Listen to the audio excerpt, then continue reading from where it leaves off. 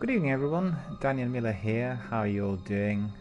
Thank you so much for coming to my Destiny 1 broadcast as always, and we are going to be continuing with our Hunter character, the new character I built on Saturday, and as you know, he is progressing rapidly forward through various quests, missions and adventures in our Destiny 1 world, and we are going up in terms of our levels and light. We are collecting a lot of new kit. We are getting plenty of good weapons. We have some incredible superpowers. It's all looking absolutely wonderful so far. I have to say, quite a challenge compared to Warlock. The character is much faster and able to use knives and guns more effectively than my old character, and that's been already seen in our various adventures, particularly through the gameplay when we had plenty of action and firefights. We had a couple of strikes already. We had some excellent co-op, particularly during the missions that required some extra input when the enemies were very heavy, and we'll do so tonight as well. So thank you all for coming, and we'll proceed very shortly. So let me just get our login screen up and running, because the music here sometimes gets very loud and some people complained they couldn't really hear what I said or what I was saying. And I just want to remark on some of the things which were happening during the last few days before I crack on with my gameplay, and obviously before I engage with all of you with gameplay. Obviously Destiny 1 Hunter, right? I want to just thank you all for coming and watching my channel. It has been a wonderful experience. Really, a couple of months ago I could simply not expect that so many people from around the world would be coming here to see me every day, and not just contribute with minor comments and views, but actually really participate in a proper community activity where the ideas, views and comments were shared, where lots of our friends from another part of the world would then additionally comment or engage, and quite a few would then request, particularly in Destiny 1, some co-partners for strikes and raids, and we are having all of that flowing and going almost every day. I was so delighted to see that people teaming up through Instagram, that they were communicating and requesting some co-partners through Twitter. And then yesterday, literally towards the end of my stream, I had a number of people from the US who were very positive about all they've seen, and indeed I was even more so delighted to hear that they were presenting me with some great recommendations and praise, which was related to the way the broadcasts are done. They were focused on the roleplay and the fact that I use myself as a narrator, like an extra person in the game, which they felt was absent in Destiny. And they all loved big space odysseys and, you know, the netherworlds of Neverwinter and Elder Scrolls and, you know, the Lord of the Rings type of series. So they really liked the narration, the roleplay element. And I was delighted because initially when I started I had a bit of, you know, afterthought, and I thought maybe this is going to be a bit and be very well received, and there was a lot of praise. So for all of you that have given that feedback, and for all of you that have been so positive and indeed had contributed throughout the last few months, I have given you my credits on my Twitter. So you can just go to my Twitter, scroll through messages, and you'll find the credits to every single person who had left a comment or view which was as positive or indeed contributed to certain things which were linked to the progress of my characters in the game, or our community activity teaming up for strikes and raids. I credited everybody who has been coming to the co-op with me. So just remember, if you are participating in a public broadcast here with me, that doesn't mean that your comments and views will be just left here, because I will be posting them to other forums, namely Twitter and Instagram, and then many other people from worldwide will be engaging with you. You know, online gaming is all about connectivity and communication. If you watch some of the biggest conferences on online gaming that include E3 and Xbox conferences, you'll be able to see some of the executives always pointing out that online gaming without connectivity and communication is a completely different form of exercise, and I couldn't have agreed more, you know. I remember when I started out as a gamer, which would have been in the early 90s, so when the computer games actually, you know, began to be manufactured and they were sort of taking off in a bigger fashion after the Windows 3.1 were introduced. And I always had at least 2 or 3 friends who would then call me, or I would call them in those days on the phone, and we'd play games like Police Quest, we'd played 3DC, we'd play Ripper, Black Dahlia, we'd play Hell, you know, all the interactive films produced by Take-Two, the biggest games of the 90s in fact. We played some of the early PlayStation games like Resident Evil, Silent Hill, Command & Conquer, and we would always talk, you know, we'd play and talk. We had free calls on our landlines, and we just talk all night, all day if need be, when discussing and playing those games. Obviously this is made a lot easier with the modern technology. We have headsets, we have consoles, we have PCs, all sorts of platforms. We connect with ease, we have video hookups. Although I have to say that I find generally, if I'm watching gameplay and then I have insertion of maybe 1 or 2 you know, gamers, sort of players there with a video hookup, I find that slightly interfering or disconcerting. Let me think of the word. It dilutes my focus, you know. I kind of like focusing on the game and what I hear, because when people talk, you have this communication flowing, but actually you're focused visually on the game rather than all the other insertions. Therefore, there's no video, obviously, of myself doing it, because I personally prefer to watch the game, the gameplay, and then I prefer to listen to what people are saying, be it in a party. It doesn't matter whether it's 1 person or 10 people. But if I have everything going at the same time, it reminds me of, you know, when sometimes you have like split screen broadcasting, 4, 5 different activities at the same time. You remember the old TV sets where you could sort of flick your channels to 2 or 3 insertions. I'm afraid that is really not for me. I find it to be too disconcerting. My attention span goes elsewhere, and then I can't follow whatever is going on, you know. I just hop from one thing to another. I prefer being solidly focused on one thing, and then having obviously the opportunity to discuss, to debate, to engage, to, you know, all these niceties that we always have in our chats. And, you know, the other day we had even some discussions on history. One of our Destiny veterans is a great fan of history, and we talked a bit about his favorite programs and documentaries, and this was all linked to Destiny, because Destiny is actually a video game version of this future history of the world. You know, the world which had evolved, then got attacked, was indeed seriously hampered and interfered with by the enemy, and then had to be fighting for its survival. So it does have this epic historic context. And, you know, we were connecting with the past history and obviously the history of video gaming, and this was just really wonderful. And I think this is what the broadcasts and streams really are about. And we may have in the future a separate slot where some of the regulars and the veterans will be able to come in, and then, you know, we just talk. Like, we'll have a just chatting channel, and maybe focused on a particular game or a particular trend or maybe a film. We'll decide. You know, the community still has to grow a bit, and we have to allocate the appropriate time. Otherwise, it becomes a bit too intrusive to everyday broadcasts. And when we obviously create that separate slot, it will be like a discussion forum. I know a lot of people are doing it on Discord, but at present I kind of like people getting engaged and being together.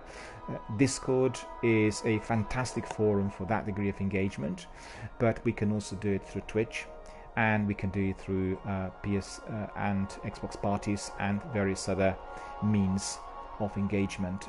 And what's quite important for me is when we have a party going, everything we talk about and everything we write is recorded, and then once replayed on YouTube can be used by other gamers, either as a walkthrough or as a guide, or indeed just an interesting broadcast through which they can learn something about either the game or the players or the community members, or indeed they can learn something about our interests, our views, everything that we like.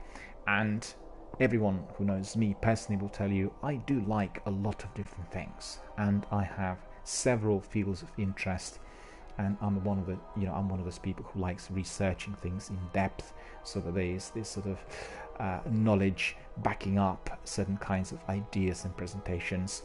And I really like when I see that the participants are very similar. And I'm truly delighted to tell you that there are so many people who are like that in this forum. I'm really astonished that there's so many Destiny veterans have this wide range of interests, and they like talking and they like sharing, and they're very serious and very supportive. I had almost no trolls coming in. There has been no interference of any sort. One or two had come in, children, you know, and obviously they were immediately eliminated. In fact, they should continue gaming in a serious fashion, and on the chat guidelines it specifically states what actually things are allowed here and what we can do, because this is a family friendly forum. So, you know, altogether a tremendously positive experience, and I'm very saddened, really very saddened to hear for some of my colleagues, online entrepreneurs and other streamers on Twitter in particular, you know, that they've been experiencing everything but, and it's just not been the experience here. I'm very, very glad. And I'm not sure what this is to do with, but I did see postings particularly of female streamers indicating that there's been a lot of harassment and a lot of abuse, and people didn't appreciate the gameplay and all that. That is dreadful. You know, that is just simply not what online gaming community is about. And I think for anyone who's experiencing that kind of interference, it's very important that you report it, you take necessary action, which is obviously first of all banning and blocking such participants, and then reporting them and following it through legally if there's any other problem. But we are spared from that kind of interference here on DRBMiller's channel. We talk about great things, we retain positivity, we retain enthusiasm, forward thinking, we talk about history, we talk about gaming, about films, about other activities, we talk about sports, but overall our focus is on gaming and the gameplay, particularly during the broadcasts, and we just keep loving all that we are doing, and we'll continue to do so. So we are here with our hunter, and we are playing him as human male yet again. He's going to be played by DRBMiller, the owner of this channel, in other words, myself. And you can see that presently I've reached level 15. I reached the 73 points of light. It looks a bit meek, a bit weak, a bit feeble compared to that warlock above. As you could see, this Prison of Elders, big insignia. On Warlock, I left you there with purpose, because Prison of Elders challenge is very difficult, and I managed to conquer it 2 or 3 times with my great friends, Destiny veterans. I couldn't have been able to complete it myself or by myself, and my hunter is progressing forward rapidly. So let's just dive in.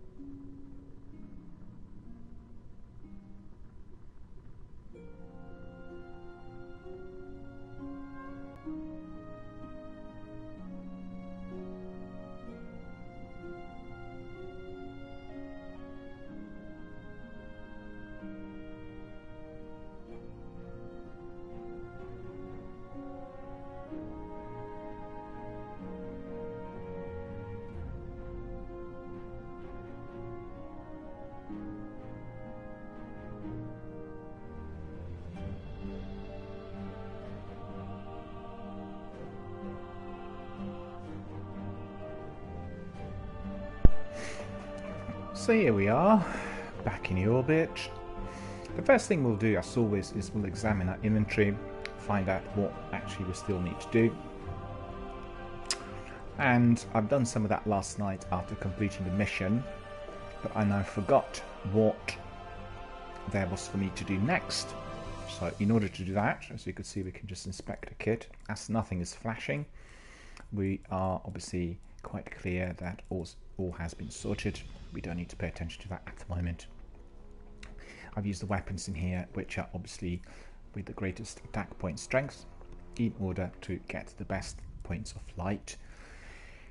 This is very important in Destiny, because more light and more levels you've got, greater the power of your character there will be.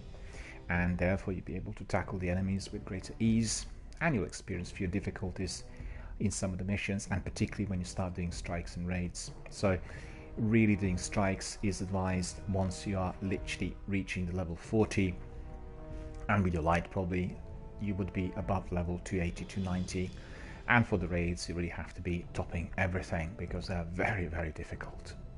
So step by step, this character, my hunter, is going to get there. As you can see, he's wearing a beautiful kit. This wonderful cloak. Once in combat, he's hooded, his face is concealed. But at the moment we can see exactly who he is. In fact, he looks a bit like myself. So I always kind of tend to create characters that look a bit like myself, you know, because you got this customized approach, and very frequently I see people just leaving the factory original. Well, why not make the character look a bit like yourself if you can really construe the character from scratch, right? So I've done that with all these games, with Elder Scrolls and with Mass Effect and, you know, Fallout and many others. And sometimes I played also a female character, but then obviously I couldn't do that, so I had to model that character on someone else, usually somebody who I personally know, and then I can let them know and say, look, I'm actually playing you in that game. And in fact, if you go to Dungeons and Dragons and to Neverwinter online and you find my character, she is called Danielle van der Lura. Her character is based on one of my very good friends, and everybody who saw the character said, my god, that's her.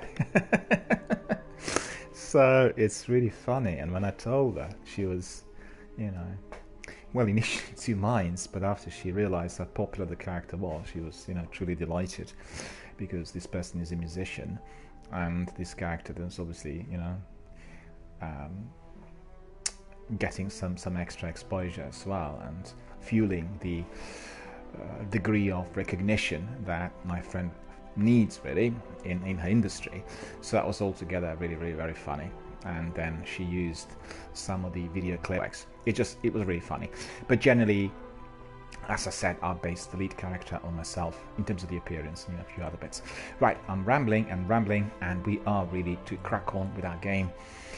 We were playing some missions given to us by Eris Morn. Some were completed, but we do have this mission called Temple of Kreuter, and we need to destroy Kreuter's soul, because we were attacking Kreuter and Omnigul in those last few missions, and we won after quite a bit of difficulty, so we are going to do that. So let's have a look. It's the Awakening and it's the Dark Below. Okay, so we'll very quickly have a look. The Awakening and the Dark Below. As you can see, that's our next step, or I should say our next mission.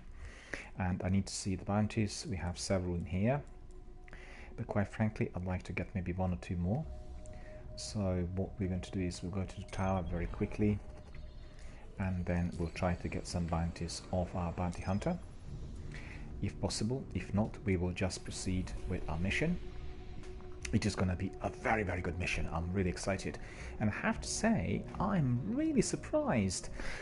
It's one of the first games which I'm both streaming and playing where I'm on my second character. As you know, in Elder Scrolls you can have also several characters which you build from scratch, you start from the beginning.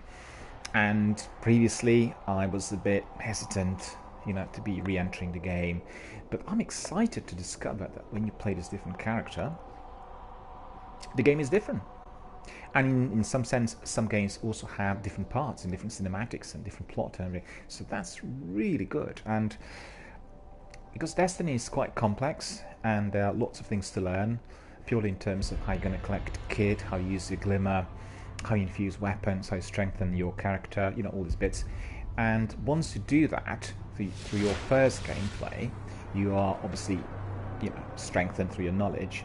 And once you come to the second character, everything seems to be like really easy, but you're actually then playing a completely different game.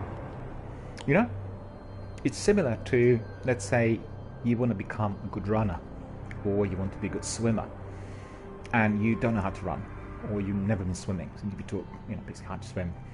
And then you have this sort of learning curve for a little while, and then you go away and you come back, and when you come back, you've got all that knowledge, and you literally start from scratch, but it's all together, both the old and the new. You know it, but you are doing it differently, and that's just absolutely amazing. You know, that's something that everyone can apply. Military games and FPS, strategy, tactical games. It's just like that. So something to remember.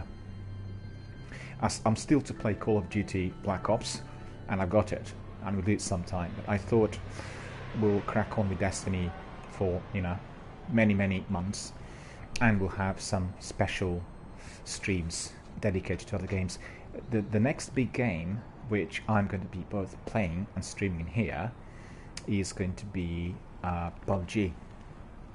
And PUBG is coming to PlayStation in a week, and I may well buy this week just to ensure to have my, you know, digital copy.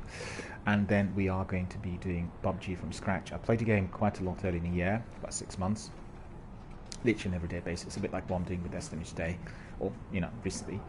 And PUBG is an amazing game.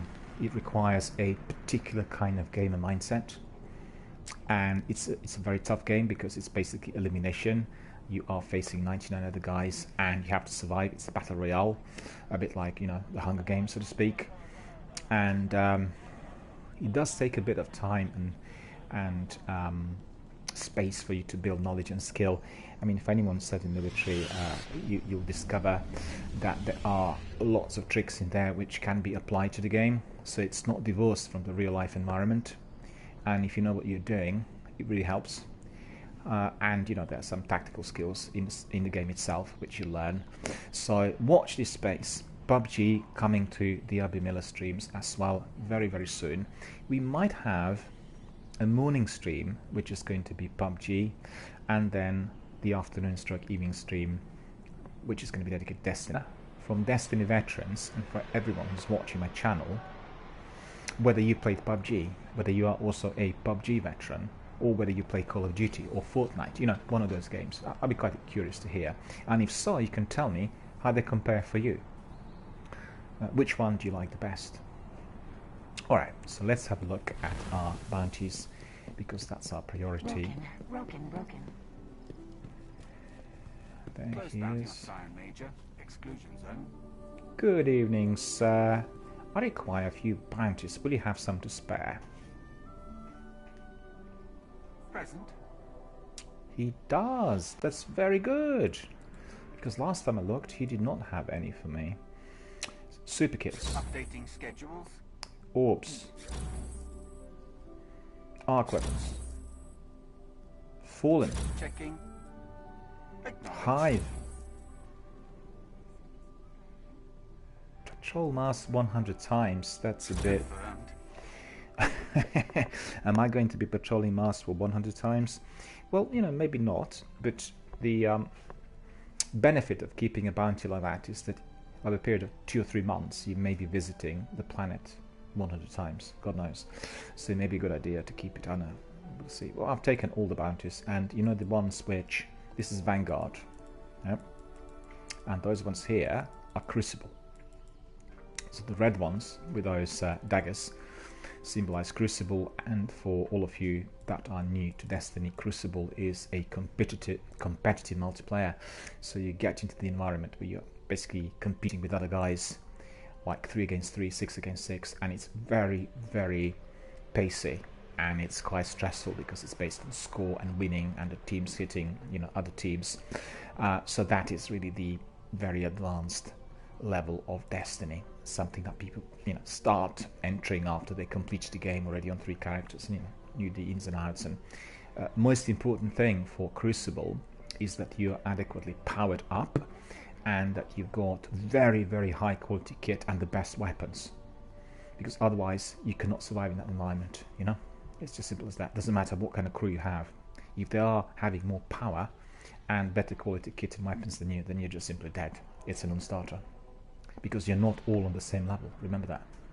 It all depends on how long you've been playing Destiny. That's the key. Alright, so we picked up the bounties, and as you know, we are going to be very fast proceeding to the Kreuter mission. Off we go in the air.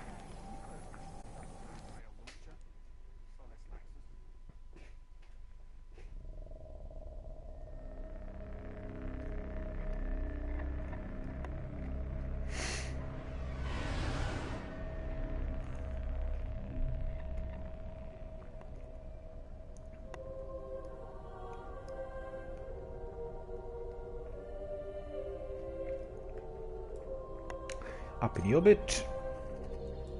Let's have a look. Reef is one of the destinations, but we are not going there at the moment. The Ocean of Storms moon is the next one, and in here we have the Awakening Ocean of Storms on the moon, right? Level 14 story, go to the Temple of Kreuter and destroy Kreuter's soul. So this is going to be quite difficult. I've played this mission before. Lots of nasty enemies. And in here we have 2 choices, which is basically for us to decide on the challenge level. As we are on level 14, we are choosing normal.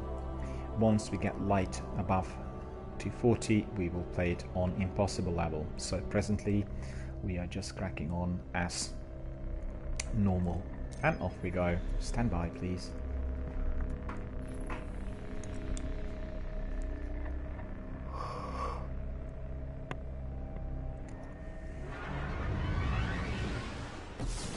Six of us went down into that pit. I was vain enough to believe we could defeat Kreuter, but the Hive caught his soul before we could destroy him, and then there was only death. We failed. You cannot destroy the soul of Kreuter.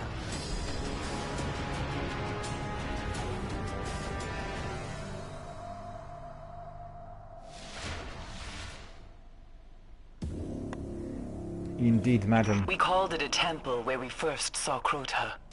Go, find it, and make it his grave. I shall, madam. I will find Kreuter and I will destroy his soul. Fear God, honor the king. Over and out. And off we go. We are going to proceed. Before any battle, we'll need to simply have a look at that kit. We have auto rifle 92, I think that's the best. And we have, just a minute, magazine of 59, yeah.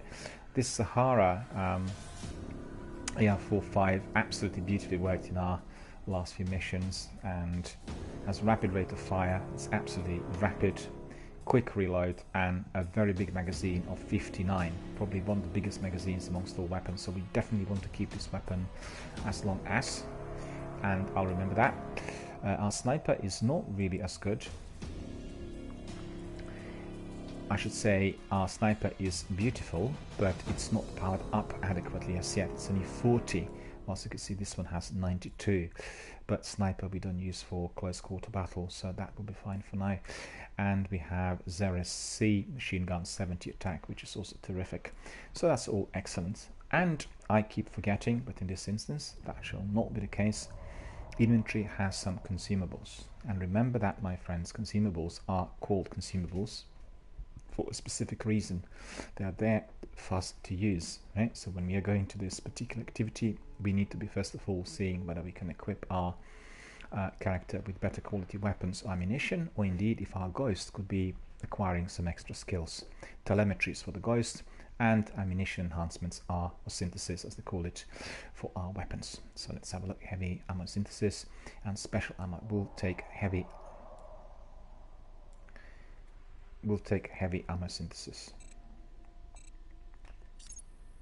So we are taking it, and then we'll have primary telemetry, and then we'll have Okay, take that as well. Special telemetry.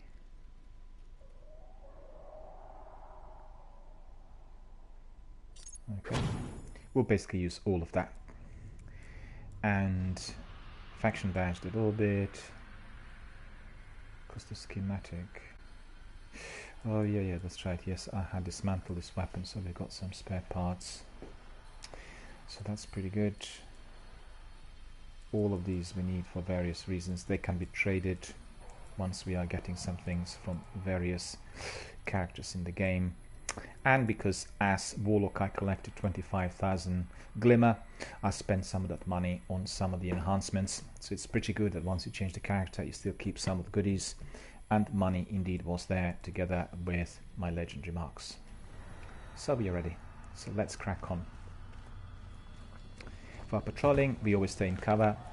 We proceed with caution. If attacked by a large number of enemies, we run away and then regain light. After that, we hit them with much greater force.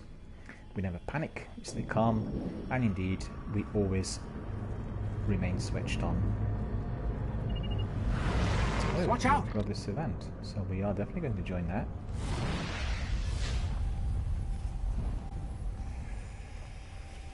Where is the event? Over here, but it looks like it already. Hang on. There.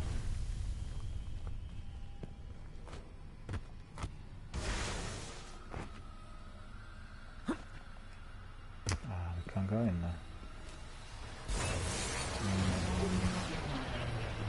He's using Sparrow to go in. So will I.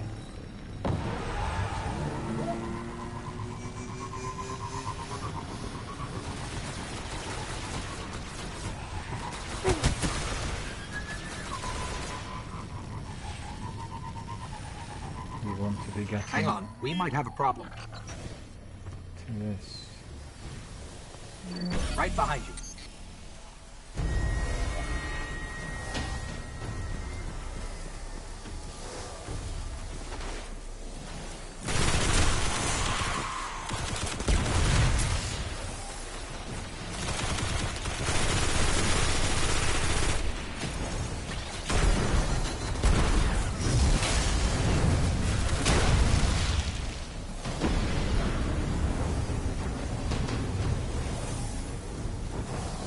Come on, where is another enemy? Shame.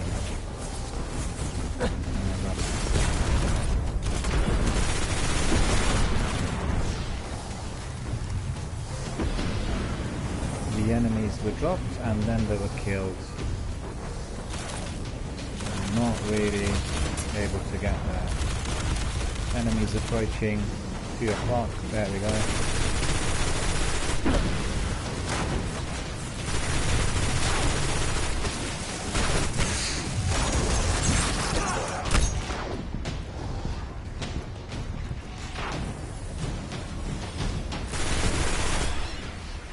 Stay focused.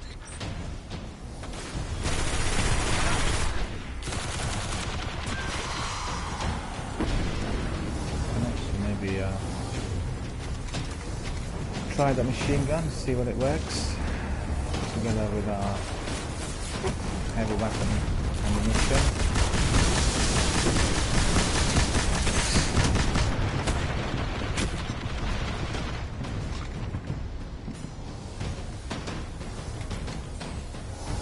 Okay, my friend really managed to destroy the captain, so that's pretty good.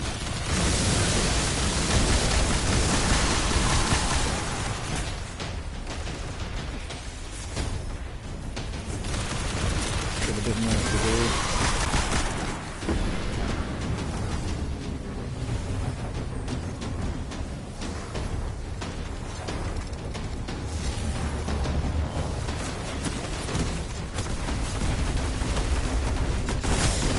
Got it.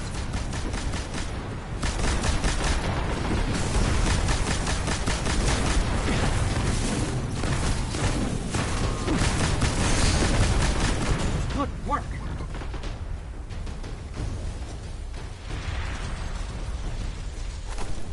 Okay, so that's finished. We completed it.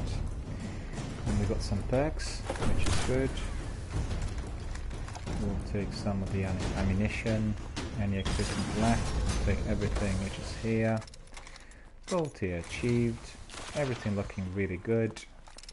And as you could see, events are really important. Okay, we don't really need this weapon anymore. Super has been enabled, and we are now going to be pursuing our main mission, which is basically our story mission, destroying the soul of Kreuter,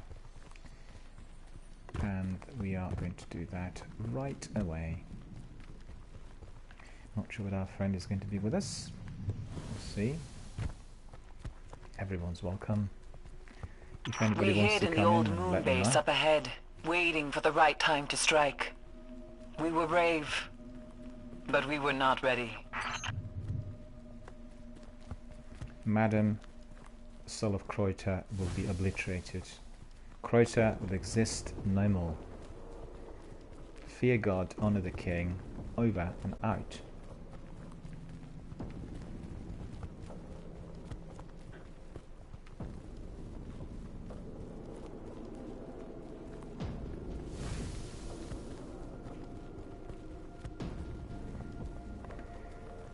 IZ Stealth is here. Hello, good evening, how are you doing? Good to see you here. Thank you so much for coming, also for being a part of our community. Hope you're enjoying the stream. Hope you are looking forward to some of the firefights which are just about to follow. Thank you for coming.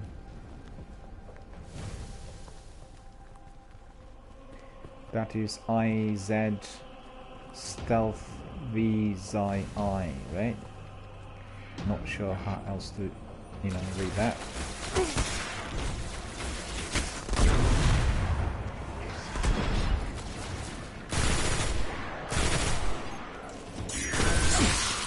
Oh, how ghastly! Attacking me from behind. Too bad.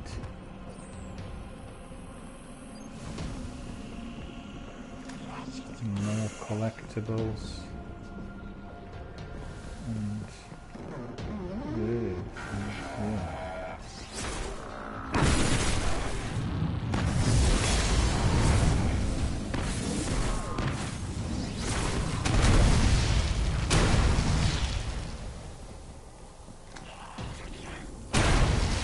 how can it be that I missed him? I didn't get it.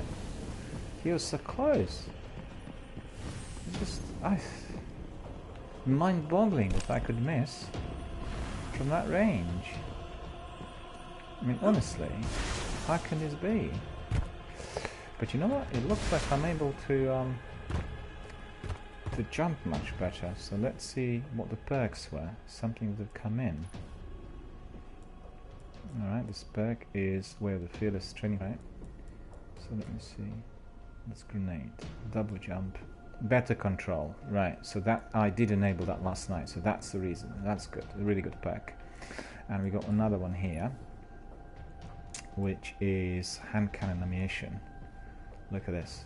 Isn't that amazing? That looks just beautiful. Let's just take a screenshot of that. And so that we need, really. We want to enable it. And in here, what is the engram we've got? Well, this is weaker or worse quality boots, which we actually really don't need. More engrams. We got everything in there, fine. So, the time to crack on, my friends. The Will of Kreuter. It's in that cave down there, I think. Few of us made it beyond the canyon. The rocks cracked apart, Hive waiting in ambush. It was worse for the ones who made it inside. Stay alive.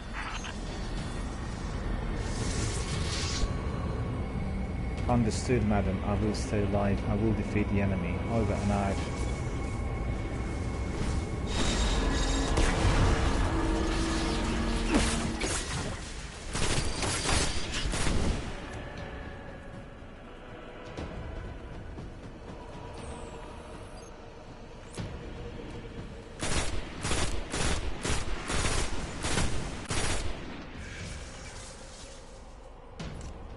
That wizard needs to be hit by a sniper rifle, of course.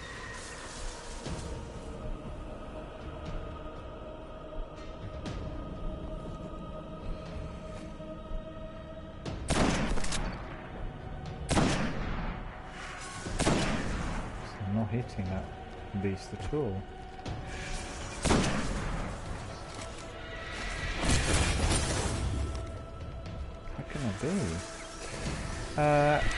Sniper King is here. Hello Sniper King, how are you doing? Good to see you here. Thank you so much for coming. Are you having a good day?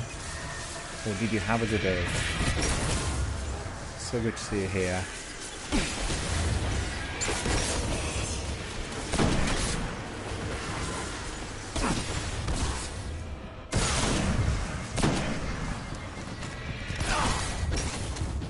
These wizards, my good god. Look at that. Just now when I hit that third bullet. Sniper King says, I'm having a decent day. And how is yours? My dear sir, my day has been extremely busy, hence my stream starting a lot later than usual. I had a very, very busy day, but you know, it was all good busy, so I can't complain really.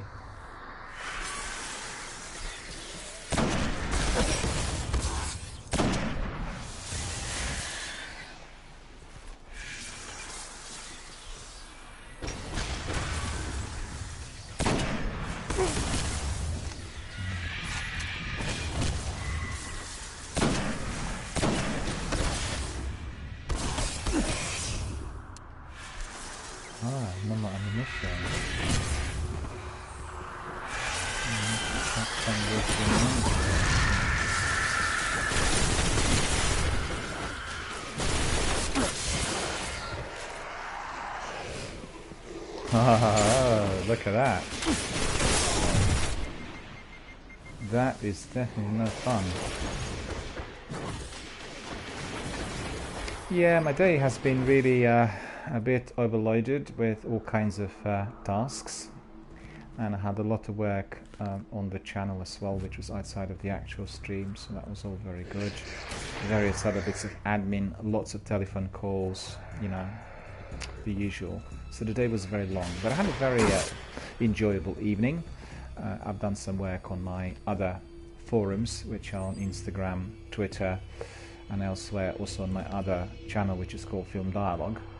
So that's all been very, very good. We were actually hit by some very, very sad news yesterday, the film community, and this was about one of the greatest living directors of all times, Bernardo Bertolucci, who tragically died yesterday, age 77.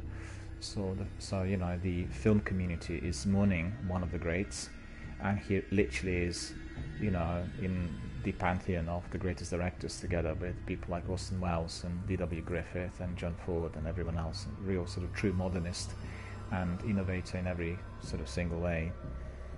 Yeah, very sad, very sad. And you know, you guys in the US, I know, but for us Brits, we had another loss which happened, I think, the day before Bernardo Bertolucci, and this was the loss of our beloved film director Nicholas Roeg.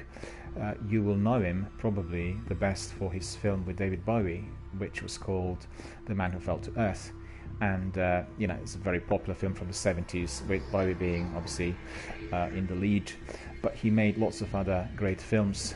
And he was also a bit like Bertolucci, a true modernist, you know, a great innovator, and a kind of director who was breaking through all boundaries. So Roeg was in his 90s. He was 90 years old, and basically, you know, he had some illness recently, and therefore couldn't recover. But I did see him a couple of years ago attending an event which was run at the BFI, the British Film Institute. He sat not next to me, but in my row, a couple of you know, seats away from me. And he was really very alive, vibrant, and you know, really engaging. He was asking a few questions as the live event on stage was taking place. And but you know, really, really tragic. We lost quite a few people in the course of the year, unfortunately. but a lot of them were, you know, very old. They were in the 90s. But on the brighter note, one of our beloved stars of the 50s and the 60s, the Italian goddess Gina Lollobrigida, if you remember her, or if you heard of her, is 91. She celebrated her 91st birthday on Sunday, and now pushing into her 92nd. But you know, you have in the US some real heavyweights. You have Doris Day. She is 97 now, I think, pushing her 97th. You have the wonderful all-time favorite of mine, Kirk Douglas. I think he's already 102. And there is the third actor. He played in Hitchcock's Sabotage. He's also 102. So, you know, some people are doing rather well considering the old age.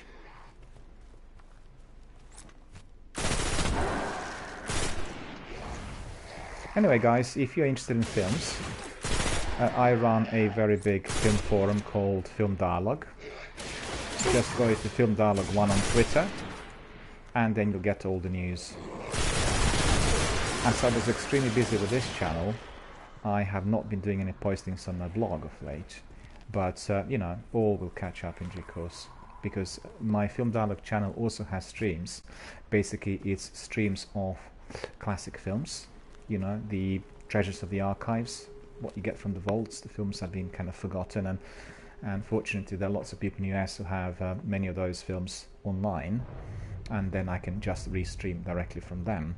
So it is a very good channel, and with quite a few viewers. People usually come for, you know, John Crawford, Betty Davies, like Barbara Stanwyck types of screenings. And I have to tell you that 2 seasons, which were really probably the most popular, were the seasons of silent comedy, and I was streaming a playlist which included, I think, about 500 films.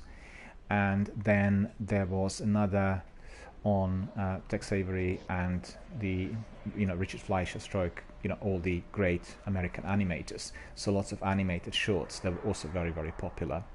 And, you know, the features like films from the 30s, pre-Coed films, and some of the golden oldies from the 30s and 40s, particularly mystery stroke crime thrillers. They're very popular. John Crawford, Barbara Stanwyck, you know, Ron Bacall, Humphrey Bogart, that sort of thing. Anyway, I digressed into the film world, but now we are playing a film which is wonderful called Destiny.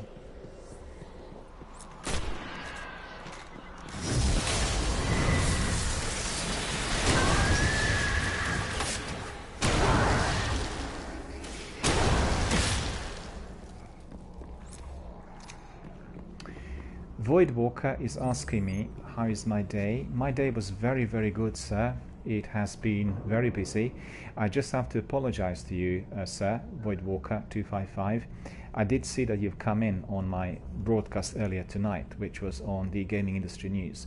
But I just have to say that when I'm doing the news bulletin, then I can't communicate because it is sort of based on the written material, you know? And then I can talk to my community members right at the end or right at the beginning, usually right at the end.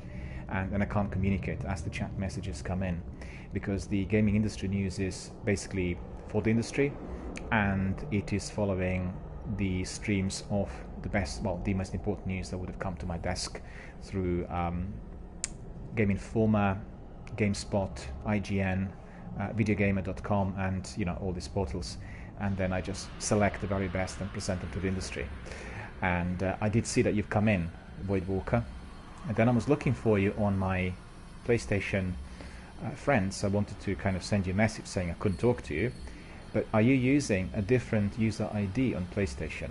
Because I couldn't find you on my friends. And I was also trying to find you on Twitch, and I couldn't find you. So, you know, I'm sorry about that. But if you aren't following me on Twitch or PlayStation, just follow me. Because if I have to respond to you offline, then, you know, I won't be able to get the message otherwise. That's probably the best thing to do. Sniper King's asking, is this a new character? Yes, it is. I had created Hunter, and I've been playing Hunter since Saturday. And this was on request coming from the Scandinavian countries, from Norway and Finland, Sweden. And there were a couple of guys in there who are my co-op members. They said, you really have to play Hunter in order to get some extra kit eventually, and also you need to play Titan, so you can have all 3 characters done and dusted. And they were really sort of urging me to go and start with Hunter. So I actually I listened to the advice and create a new character, and it's been absolutely wonderful experience. My Warlock is still there, right? Warlock is there with 40 levels and 393 light. I still have to get extra 7 of light, but I figured that I'll be able to get the extra 7 points after doing the raids. And at the moment, I think I still have to be doing a few more things before doing the raids. I need to sort of build a clan, and I need to have really a good crew for doing those raids, and I'm in the process of doing that. I've done one raid last week with a team that invited me. It was a clan basically from the US, and we had a wonderful experience. It was absolutely tremendous. I loved it. But I did realize that being able to get your proper crew and then being able to plan and structure everything is absolutely pivotal. So I will not be playing raids before I really kind of construe, all of that. Well, thank you guys for coming. The community, is already busy, and I'm very grateful for your comments and views. And I always say that, my forums are all about connectivity and communication. In fact, my channel should have been called Video Gaming Dialogue, but then I've just gone for DRBMiller channel because it's sort of in sync with, the other channels. When you have dialogue in the name, then obviously that indicates that there has to be some form of communication. I mean, if you watch a film by yourself, you never talk to anyone, well, what sort of experience is that? Films are all about communication as well, Same like games. And then, you engage, and then you talk, and you connect, and you have a completely different experience. So that's the idea. It's a film dialogue and gaming dialogue. This is what I do.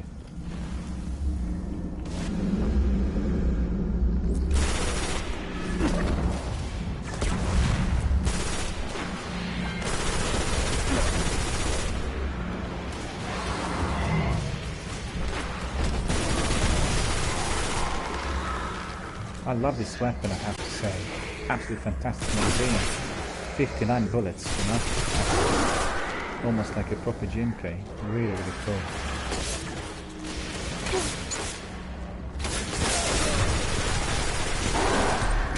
He's paying the price, but so am I, in fact. I got super. Alright. Quickly get him.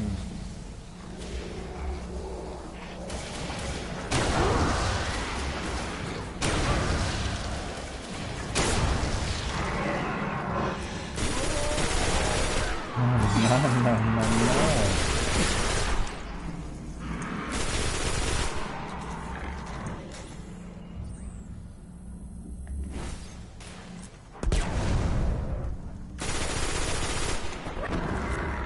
good. At least that grenade did affect him a bit. That's pretty good.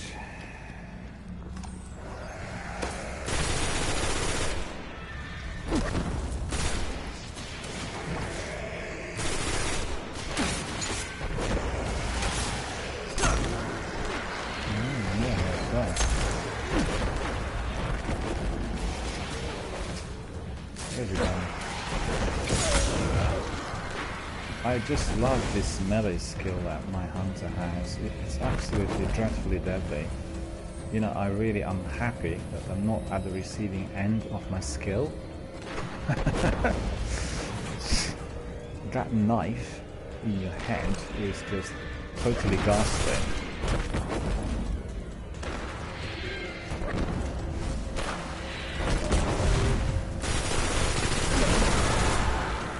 Look at that. Ridiculously fun. Let's have a look at the message. Sniper King said, if you want a raiding experience, let me know, because I know a few people who would want to help you. Fantastic. Yes, I do. Yes, I do. Let me just very quickly check. You are on my list. We did play some co-op together.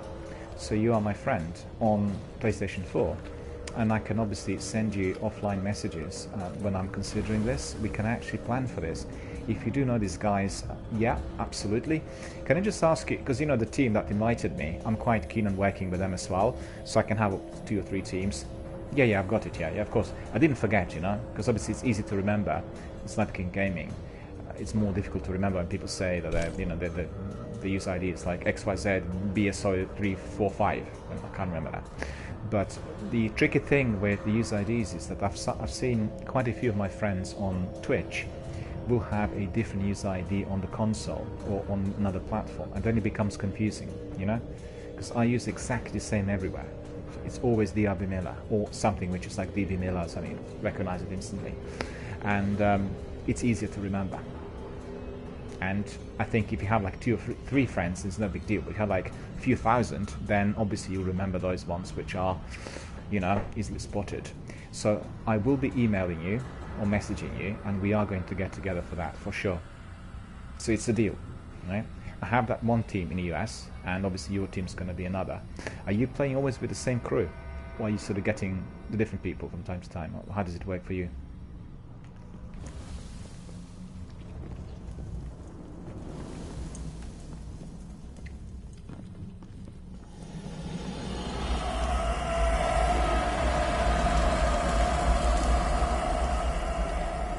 I know that sound.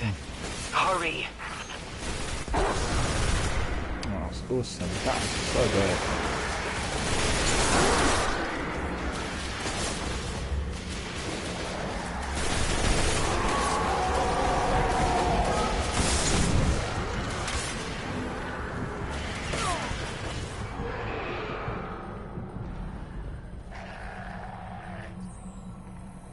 Sniper King says, alright, will do, man. Usually I try, most of the time it's some different people, but if you want the same people every time, I can do that. You know, it's not essential. It's not essential. Can be different sort of people, but I think if you're doing it in a structured fashion, when you have public broadcasts, if you try out as a clan with the same crew half dozen times offline, I mean off stream, and then we do it, you know, and we stream, then it's just much more appealing for the viewers. Because that's the difference between doing it just for yourself and doing a public broadcast, you know what I mean? It's a bit like doing co-op. People have asked me, why don't you always allow people to come in? Well, sometimes people come in and then they race. And if they race, it's not interesting for the viewers. Do you know what I mean? Because obviously if you've done a certain mission 1,000 times, you know exactly where the enemies are coming from, you know, you're fine with it. And that's not interesting for the viewers. So I have to think of the viewers and the community first. That's you know, that's just the way it has to be. And the idea is then to have the same group of people, so that would be the preference. Anyway, we, you know, there's no hurry. We can do that within the next few weeks. Probably most likely to be after Christmas, because I'll have a lengthy break prior to Christmas and during the year. You know, with some streams, but it won't be, you know, so I usually have like lengthy breaks because I stream all the time, and then, you know, we'll definitely do that. It'll be fun. And have you guys heard that the Destiny 3 project indeed has taken off? They're already working, well, they're doing some prep work for Destiny 3. It's been confirmed by Bungie.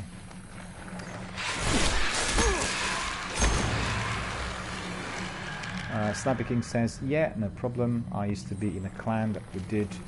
I can even link a video if you want to see. We had over 200 people in the clan. Oh, blimey. That was a big clan. Was that a little while back when, you know, like 2 or 3 years ago? That's amazing. And that's really very good, because you could obviously choose the best people at all times. From, you know, 200. You know, it's fantastic.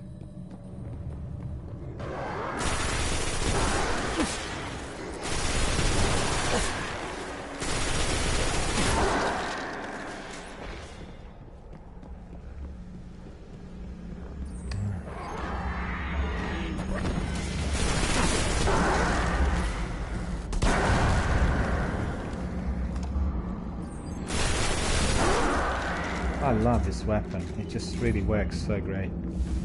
It's amazing. Soul of Croydon needs to be destroyed, and what am I doing? Yes, Sniper King, it's a deal. It's a deal. We'll do it. We'll get people together, and as I said, it may not be immediately, but we'll do it. Have you played PUBG? because I will be streaming PUBG once it comes out on PlayStation 4, and that's going to be next week. So we'll have like 2 streams, consecutive streams, Destiny and PUBG. I love PUBG, it's a great game, and it does require a lot of patience, skill, and effort and all sorts. Very tactical and done in real time. It's really good. You played it at all? You played with the crew or just by yourself?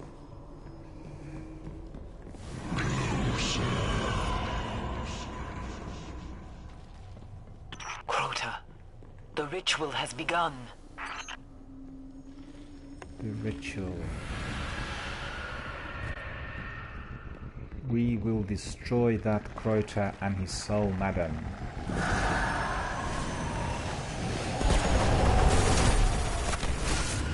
I hate those exploding wolves. Ooh.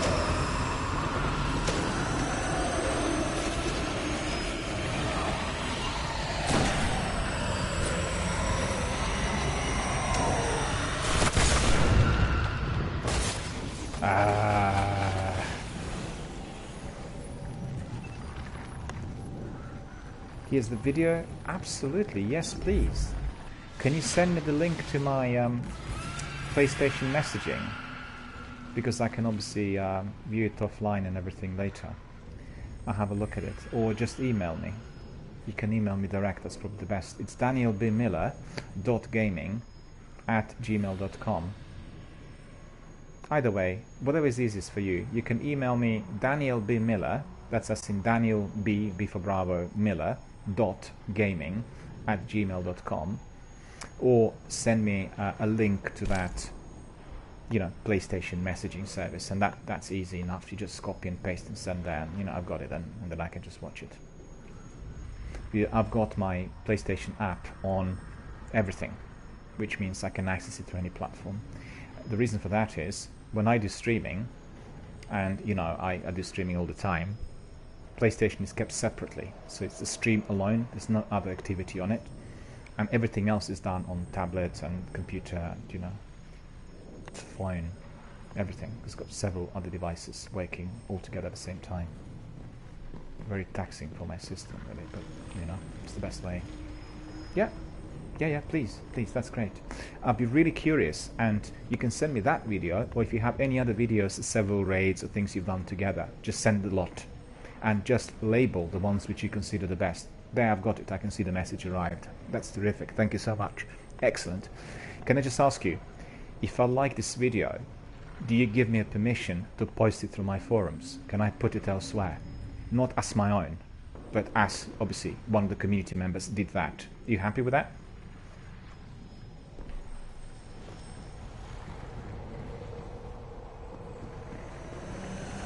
Or do you want me just to keep it private? It's no problem really, either way is good for me.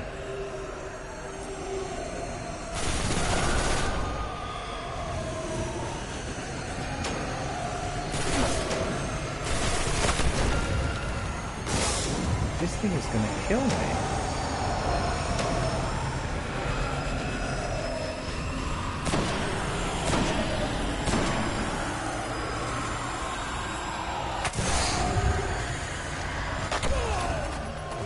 I knew it. I need to work out something else because this is not going to do.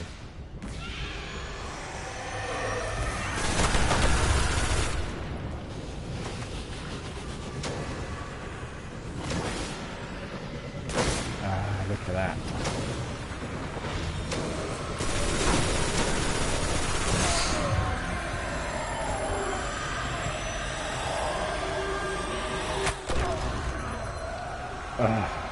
Getting killed for the 3rd time in a row. I need to destroy these dwarves. Just, Sniper King, I'll respond in a moment, but I just have to really get rid of these dwarves. They are causing me some problems in here.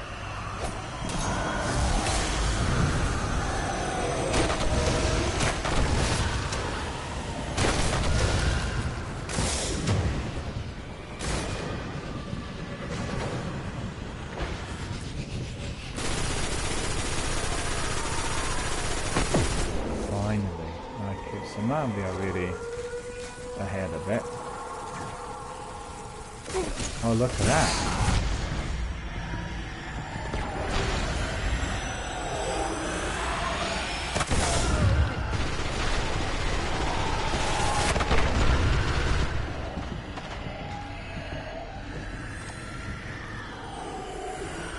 all that screaming and shrieking.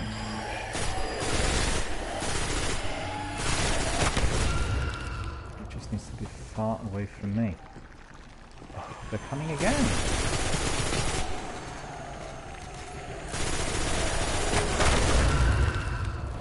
Multiple explosions of heads. How dreadful.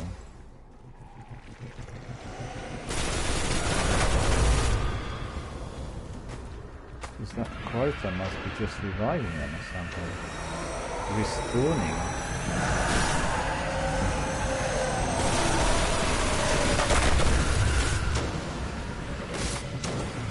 How many of those?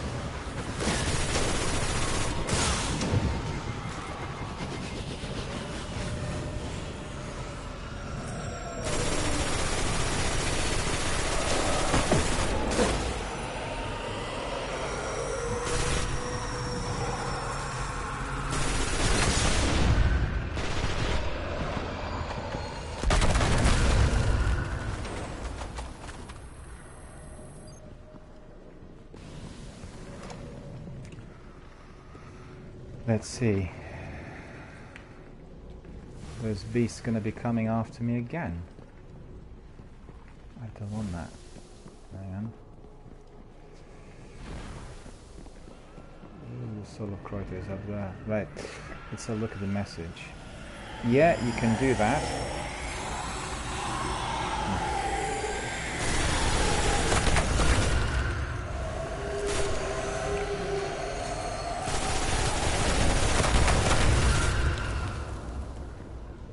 Sorry, I have to deal with those dwarfs. I'll be in touch in a second.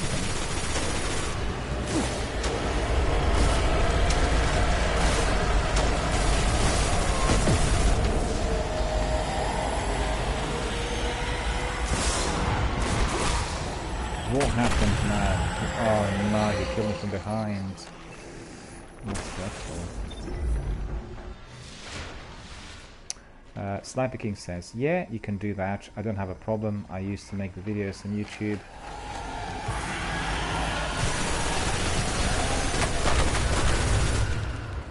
And stream a lot, so yeah, it's fine. No worries. Basically what to do is, you know, if I have videos from my community members which are connected to, so I'll put them on Twitter and it will be labeled as that community member's activity. Do you see what I mean? So I'll connect it to you and it's going to be like your activity, which is then promoted by my channel, and that's the idea. So that's the way it's going to be. And then obviously when we do things together and we film it, basically record it, we will have it on my channel archive, so you can obviously cut out whatever, and I can obviously have it on my YouTube and Twitch once we do co-op and once we play together, you know, raids and various missions. But actually we already did play a number of co-ops together. I've got them on my YouTube.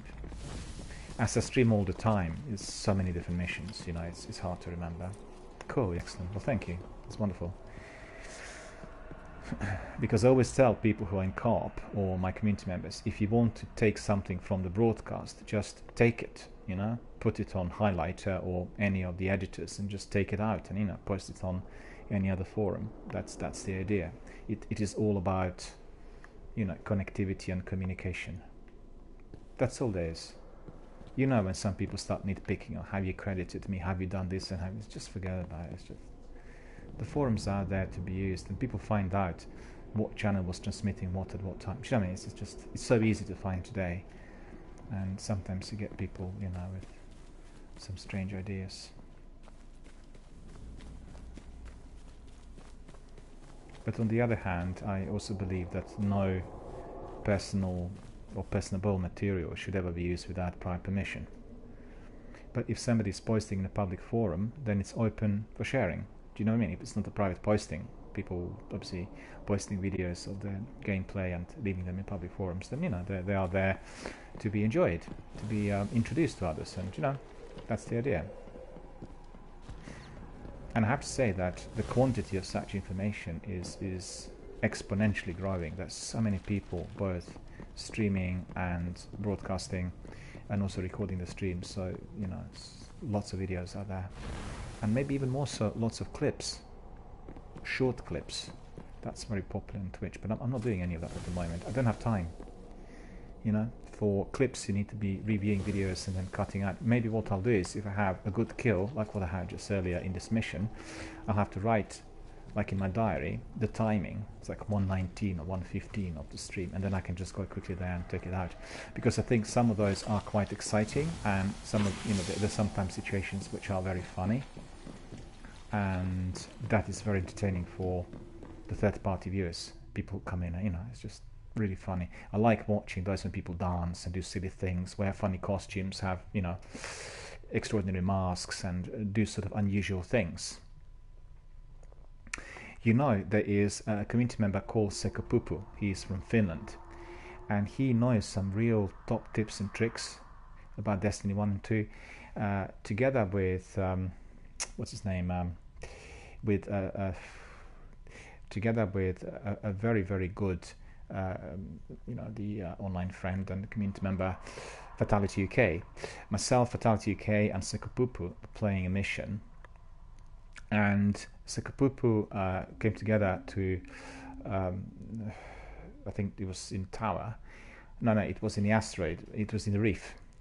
And then he was jumping into the abyss, and every time he jumped in the abyss, he survived. And he had this trick on how to jump into the abyss, and you actually survive at the end. So we've done like a small tutorial on how to do that, and he was teaching Fatality, I think it was Fatality, how to do this. And then there was also somebody from Australia coming in. So it was really funny, because it was a bit like a separate game within a game. You know what I mean? Because this was not about that particular activity. We went in there to collect bounties and, you know, to basically proceed with other missions. But he was able to teach all these other guys from my community basically on how to do this. And none of them were able to learn that within that piece. Obviously, they were able to review, you know, his tricks on my recording. But he had this incredible knowledge and these tricks which were just like literally out of his world. So if you want to, you know, hook up with Sekopupu, do so. He knows everything, and he has these tricks which absolutely work. And you know what? He's got this weapon which I think he acquired after doing a raid that was taken off some massive big hive king. Well, no, it was a taken king, you know, like a very, very big weapon which is as big as the boss. And he comes in with his weapon and he just wipes out everything. Nobody has got a weapon which is as strong as that. So how cool is that? It's awesome. Sniper King says, yeah, I know exactly what you mean. Well, I got to run for a little while, so just message me to figure everything out to get the raids and things. No worries, sir. I will do. I will message you and we'll hook up and we'll do some of that. Strikes and raids is the next step for Warlock, and we'll do it together with your crew. No worries. Well, thanks for coming. Hope to see you again soon, if not tonight, on possibly another day. And yeah, have a good day and have a good evening. It's going to be, I guess, early evening in the US now, depending on where you are. If you're in New York, it's 5 hours. If you are elsewhere, then I think it's about 9 hours.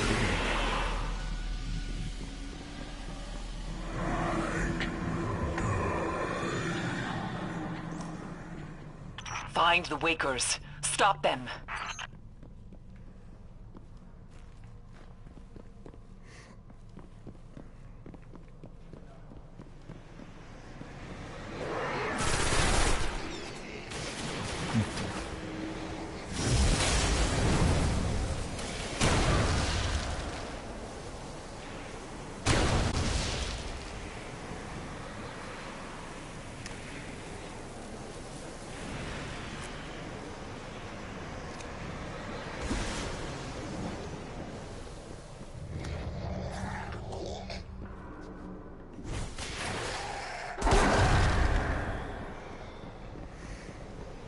As you could see, the enemies are being destroyed, but the mission is kind of difficult. There's lots of enemies, and some of them are quite strong. The Will of Croyta, the Soul of Croyta, needs to be destroyed.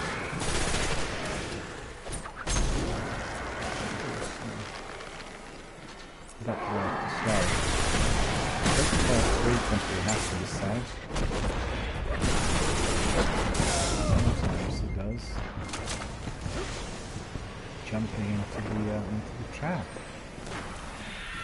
What is going on?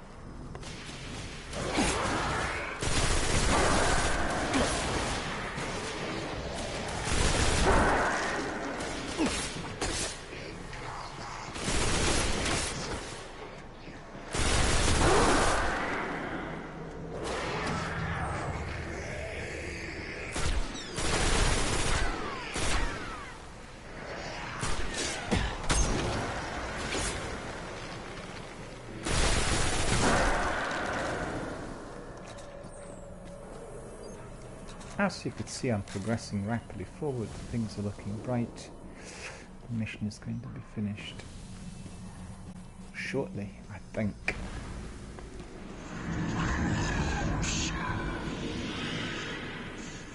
We have a lot of community members coming in,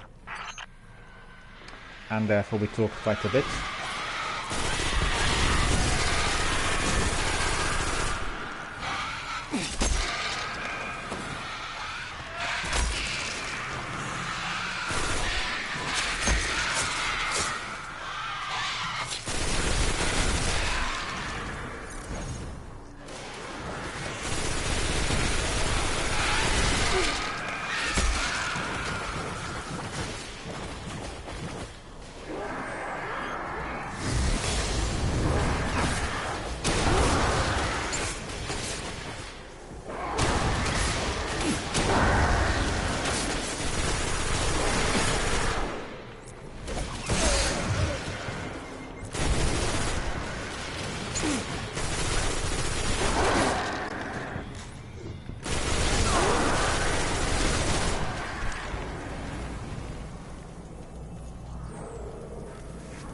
Last night got away, my friends. You would have seen that there was the 4th or the 5th night in there.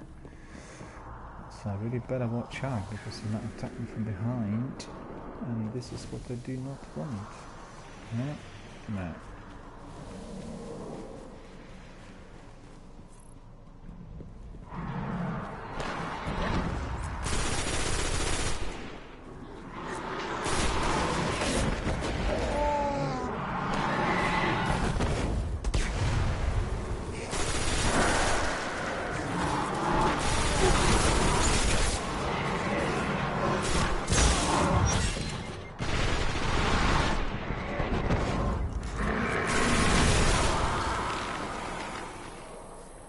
This was really hairy.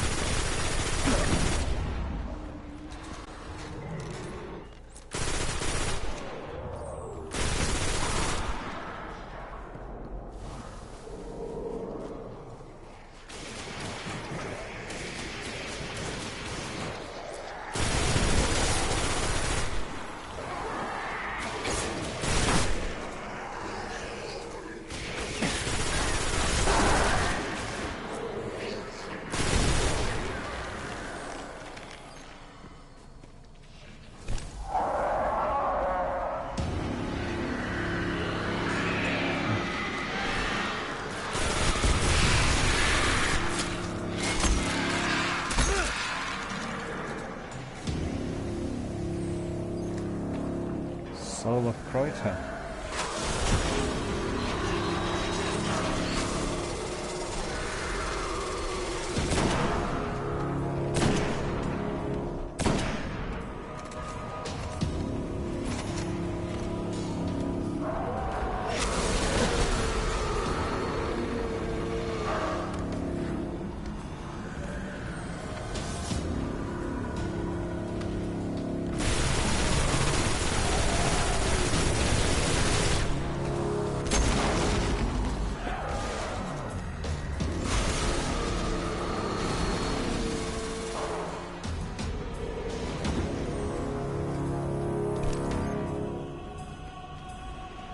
He nearly got me.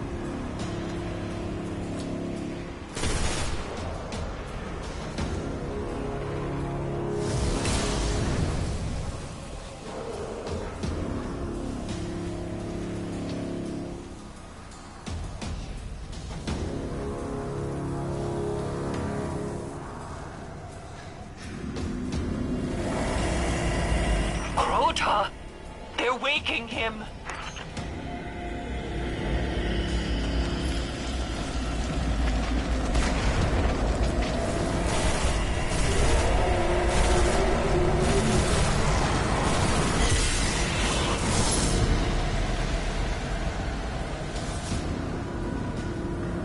So what happened to the ogre? Must have been killed.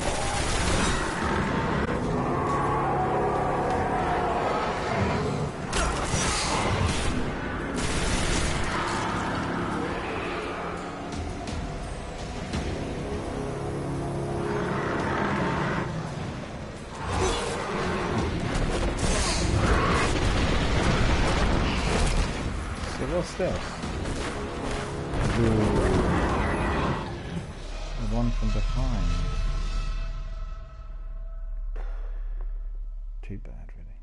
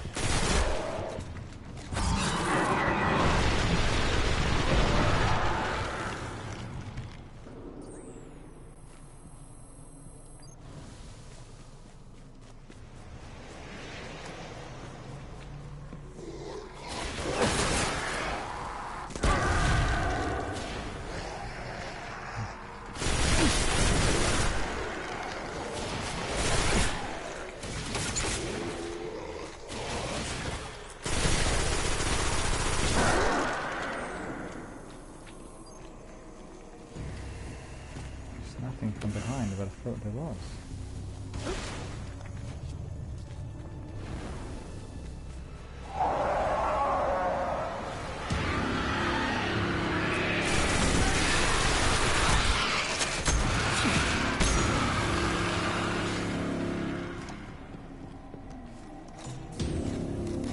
Ogre again.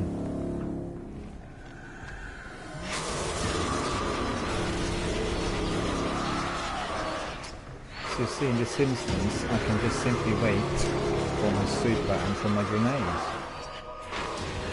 Because when I hit him with my grenade, and also my golden gun, he is just going to be destroyed immediately. What's happening to that Twitch stream, my friends?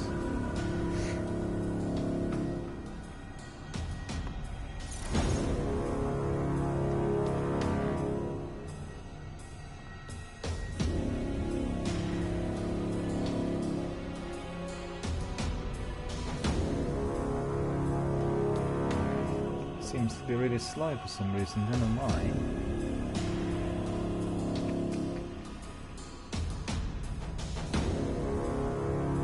Just see that the problem is with the connection.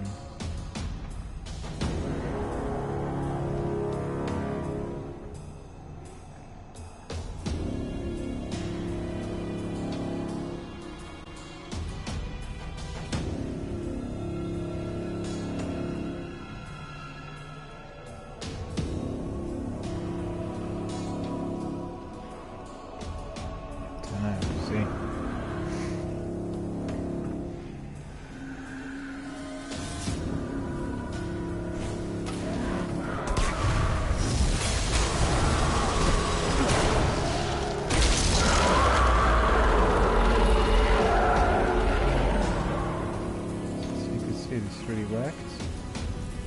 So it's definitely a good trick. Crota!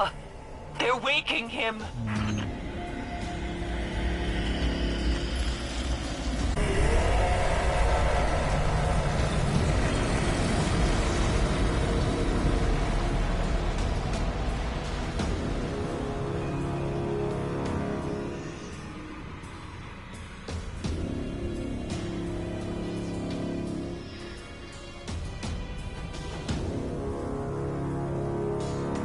I'm just waiting for my grenade, you know, to recharge and chuck my grenade in there.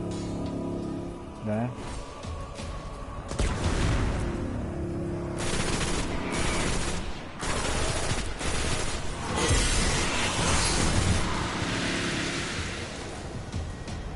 They're coming from behind, so I have to remember that. Wonder where from.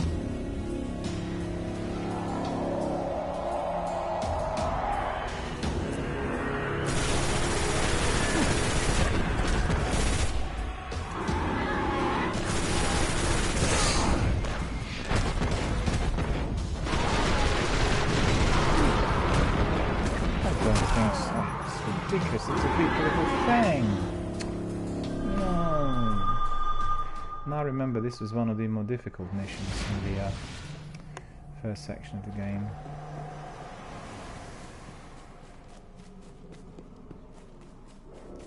I don't fancy replaying a million times.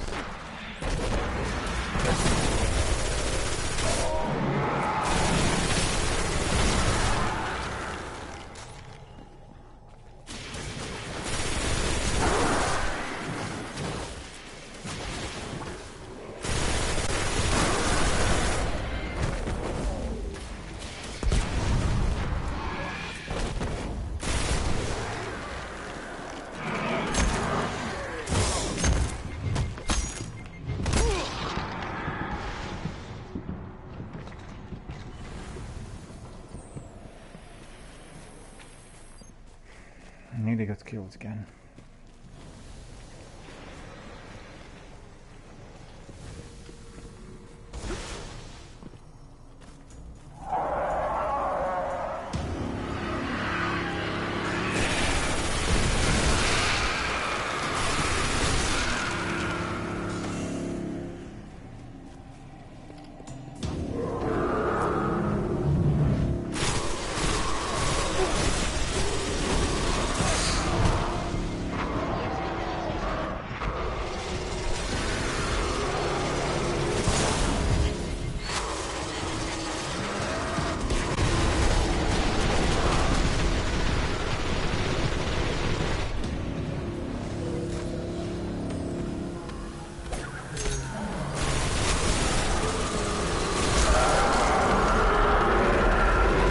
You know, I just didn't fancy waiting for all of that recharging.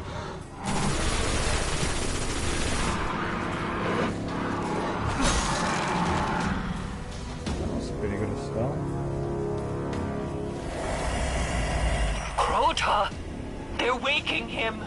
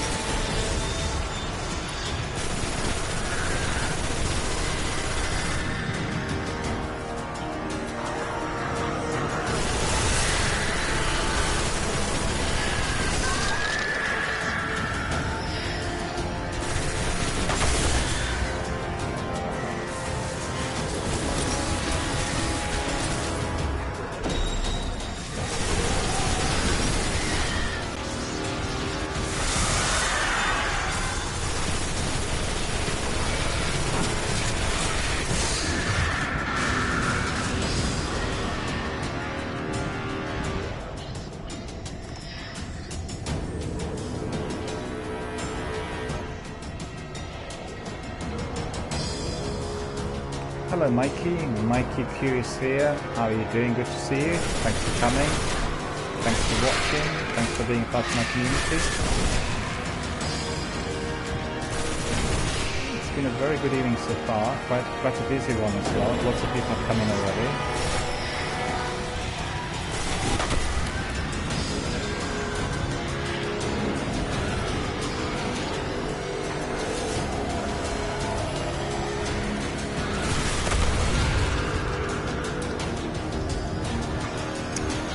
Mike is asking how basically has my day been, and I can say my day's been very good. It's been very busy and really enjoyable.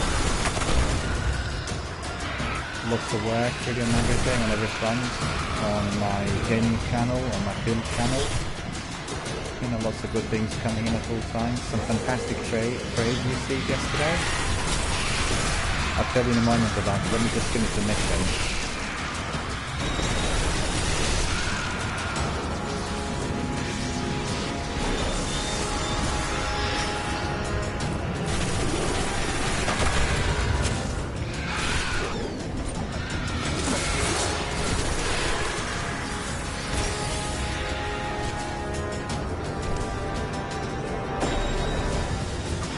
Where's the glitch?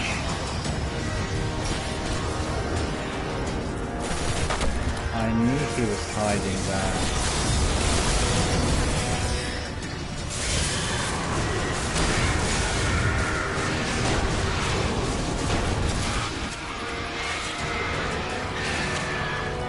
The crystal. What happened? Destroyed the beast. I have to replay the whole thing. Oh no.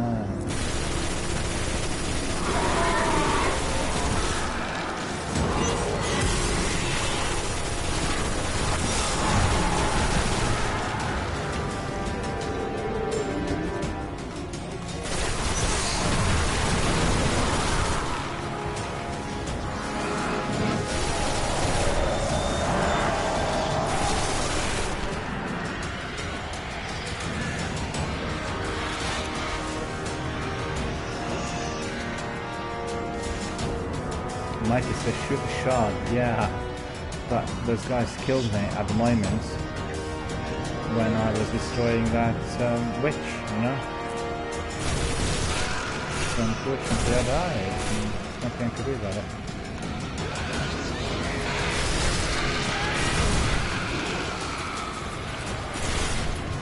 But this is quite a difficult mission, I remember it from the Warlock days, you know. I think that story mission is difficult.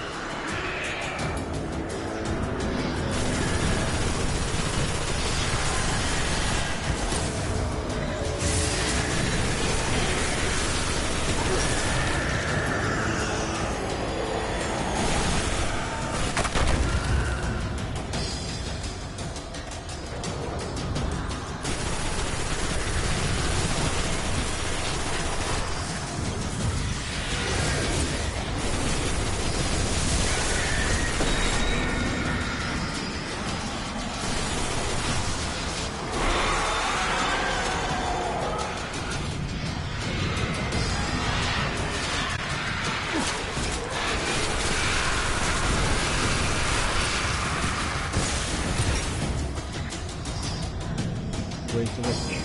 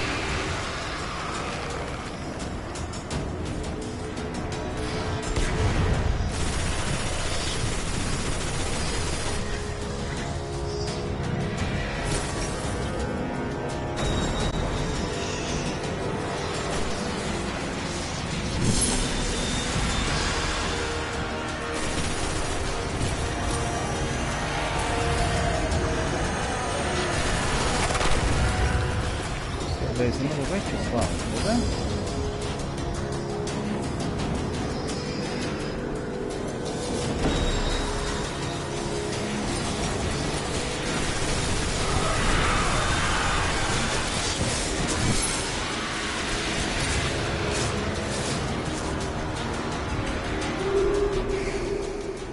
I was not careful enough, you know, I just fell asleep really. And they hit me from behind. Anyway, we'll get there. There are 3 witches, right? I killed 3.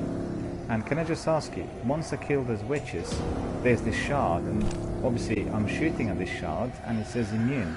What secondary shard is the target? What do I have to hit?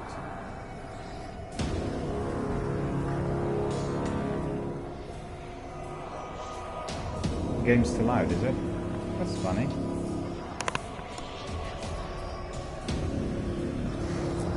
Don't know why, really.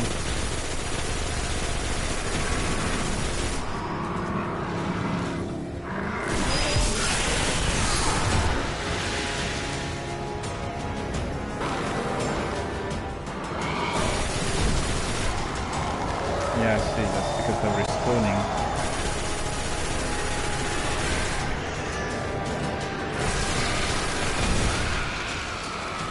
How many witches are there? 3 or 4?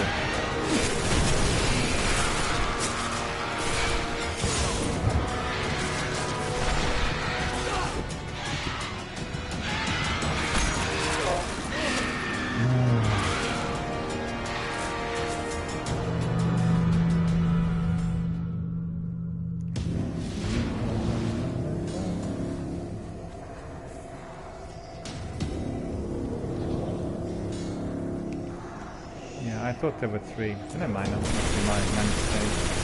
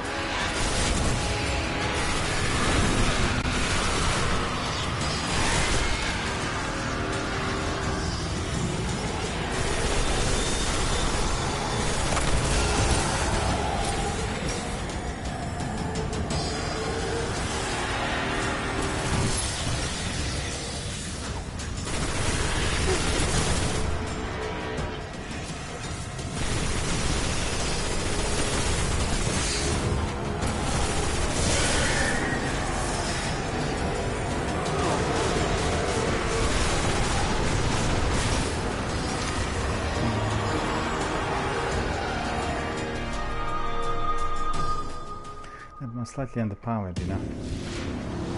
I'm slightly underpowered for this mission. If you look at it, I'm on level 16. And I wanted 17, you know? 73 lights, so then I'm already up to scratch there with my power.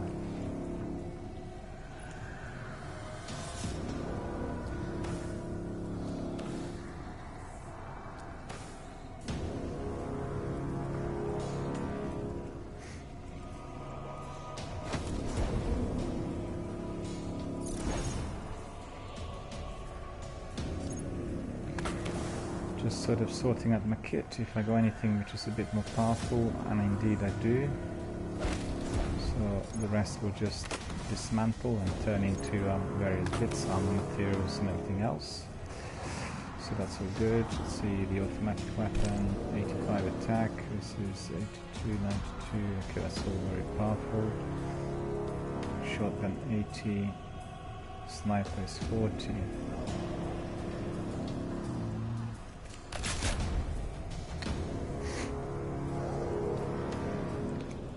70 attack, 80 attack. Right, let's see, we're a bit slightly more powerful now. Let's see if it's going to work.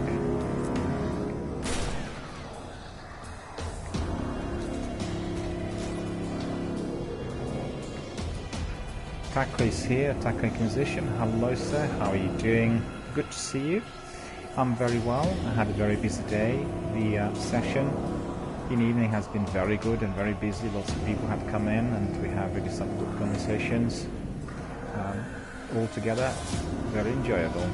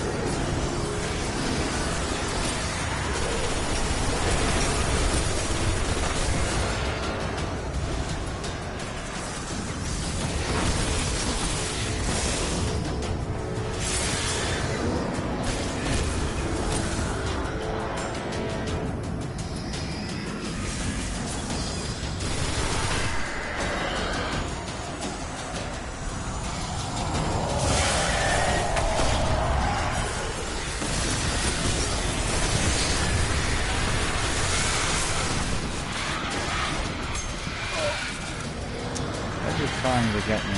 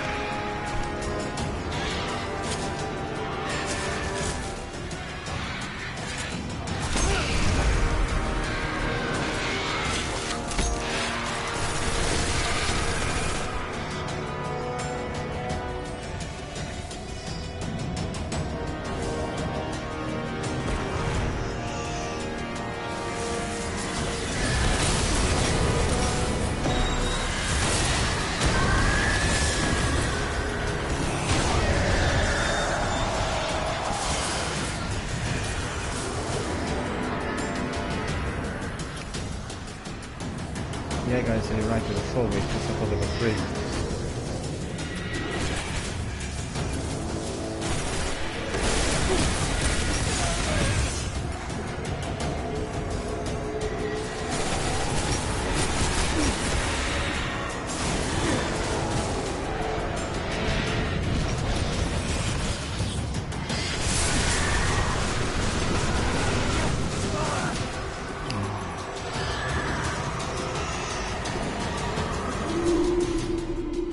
Taco says you don't have to get that close to use a golden gun.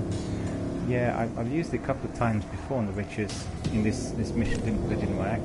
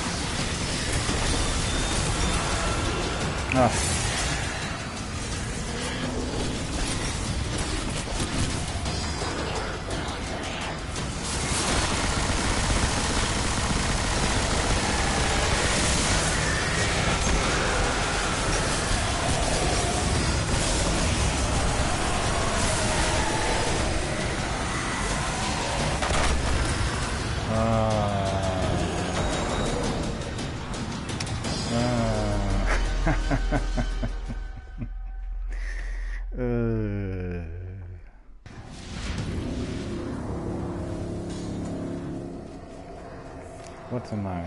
Let's have a look.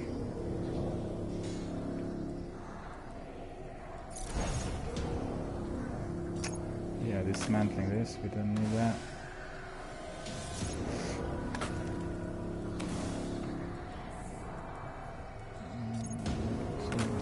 Probably the best kit we've got, right? No. This is new.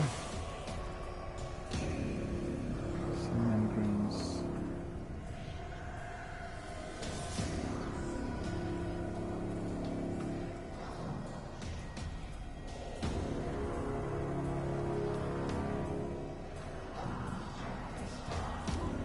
We'll see whether it works.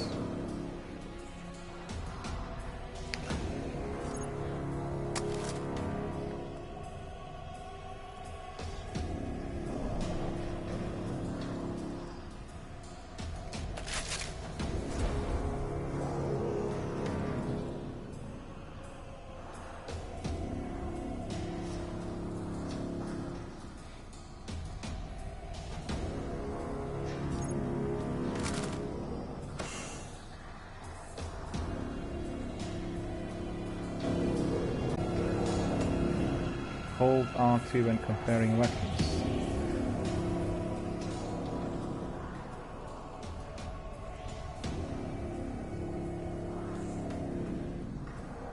Oh, I got it. Right.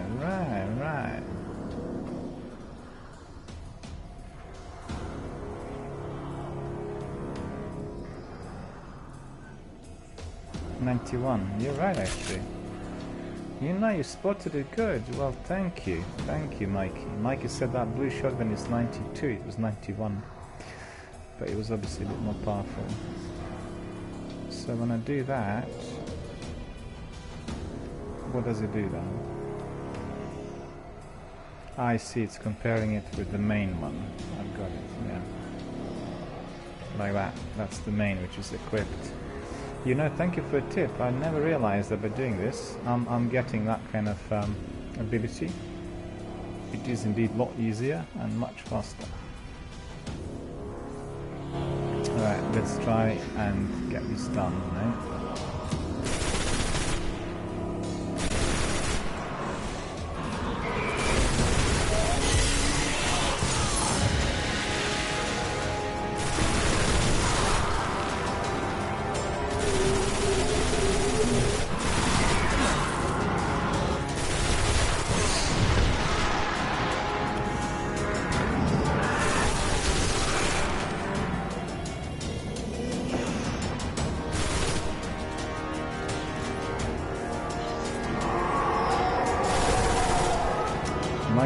Try killing witches with the golden gun. I did try and it didn't work because I was underpowered.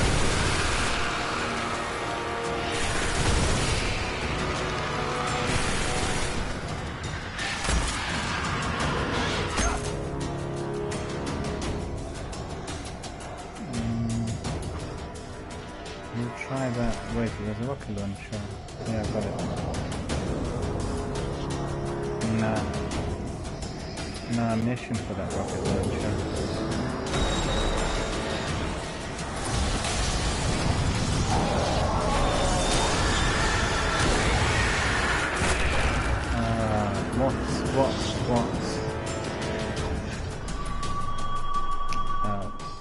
Message for Mikey. As you could see, I used my golden gun now, and it worked. You know. It killed those witches. The reason for that is I've gone up the level. When I started the mission I was level 16, now I'm 17, and 17 is required I think to do the mission.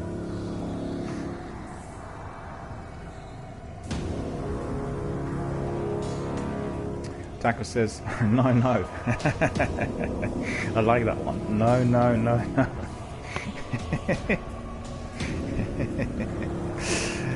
Of course, it is a no-no, but you know, I'm just trying out what I can do and then I'll strategize.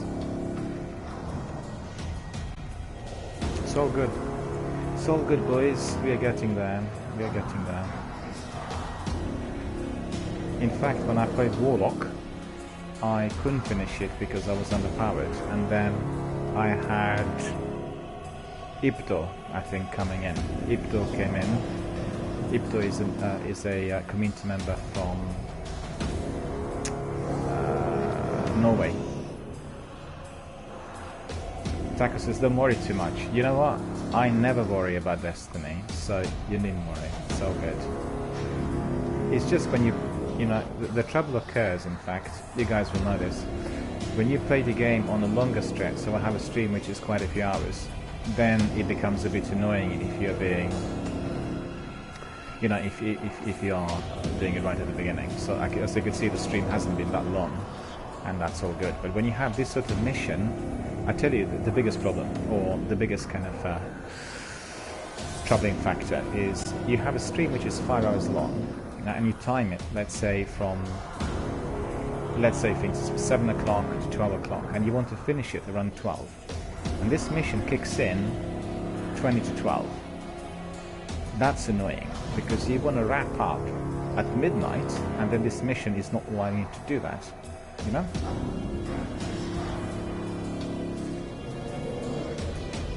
Mike is saying you can't hear me. I don't really think the problem is with from my end, because my noises, my microphone is actually very loud. You need to adjust your settings there for chat or so.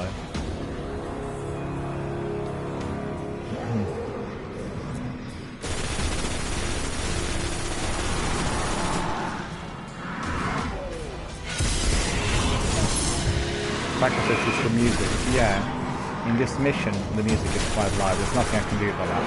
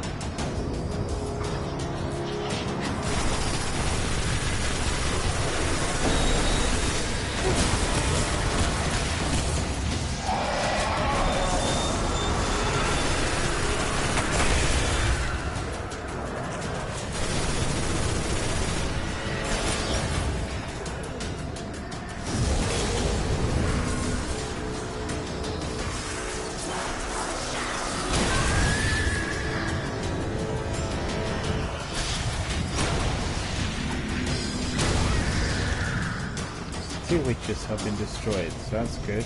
I think that's going to be the strategy.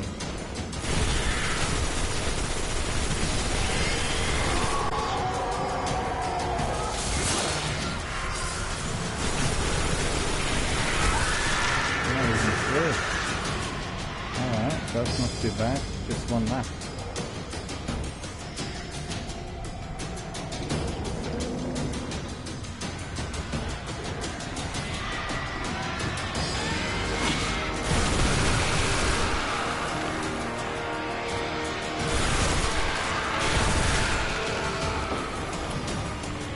Two more.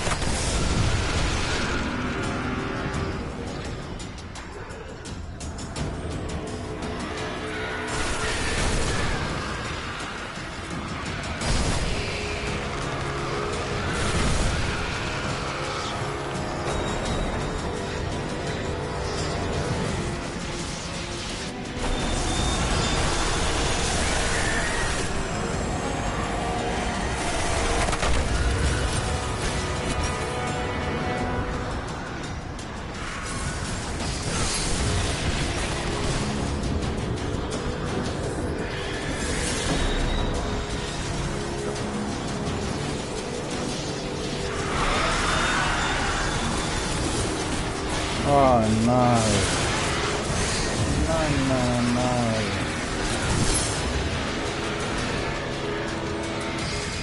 That nearly got me this time.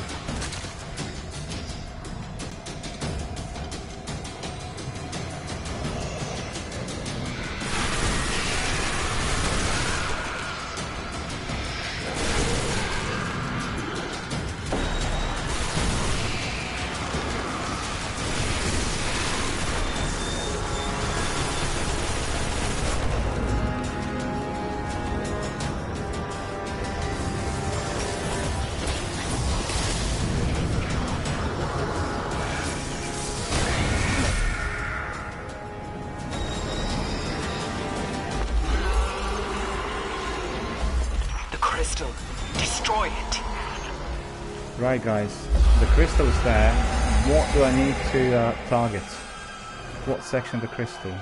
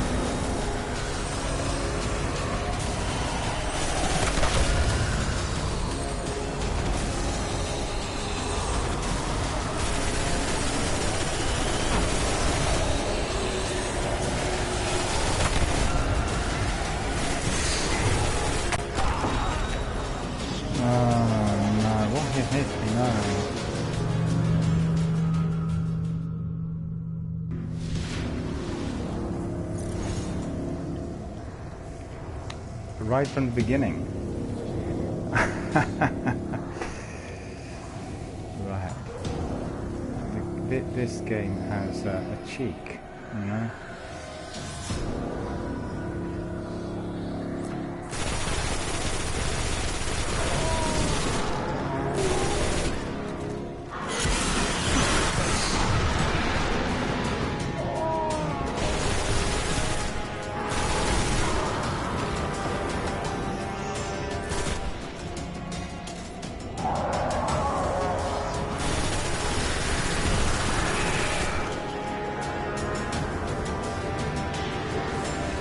Unfortunately, I did die.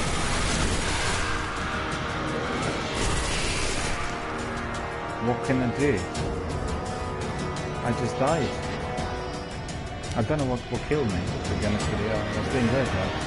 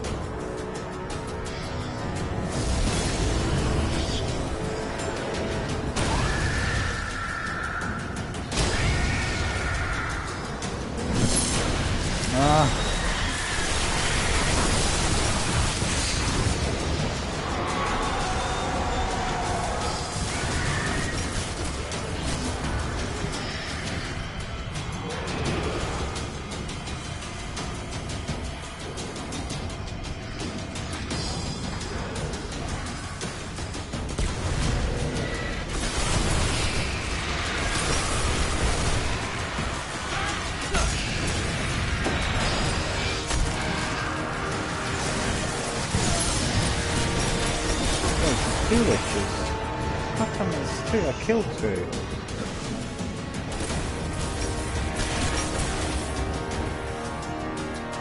Maybe then I didn't.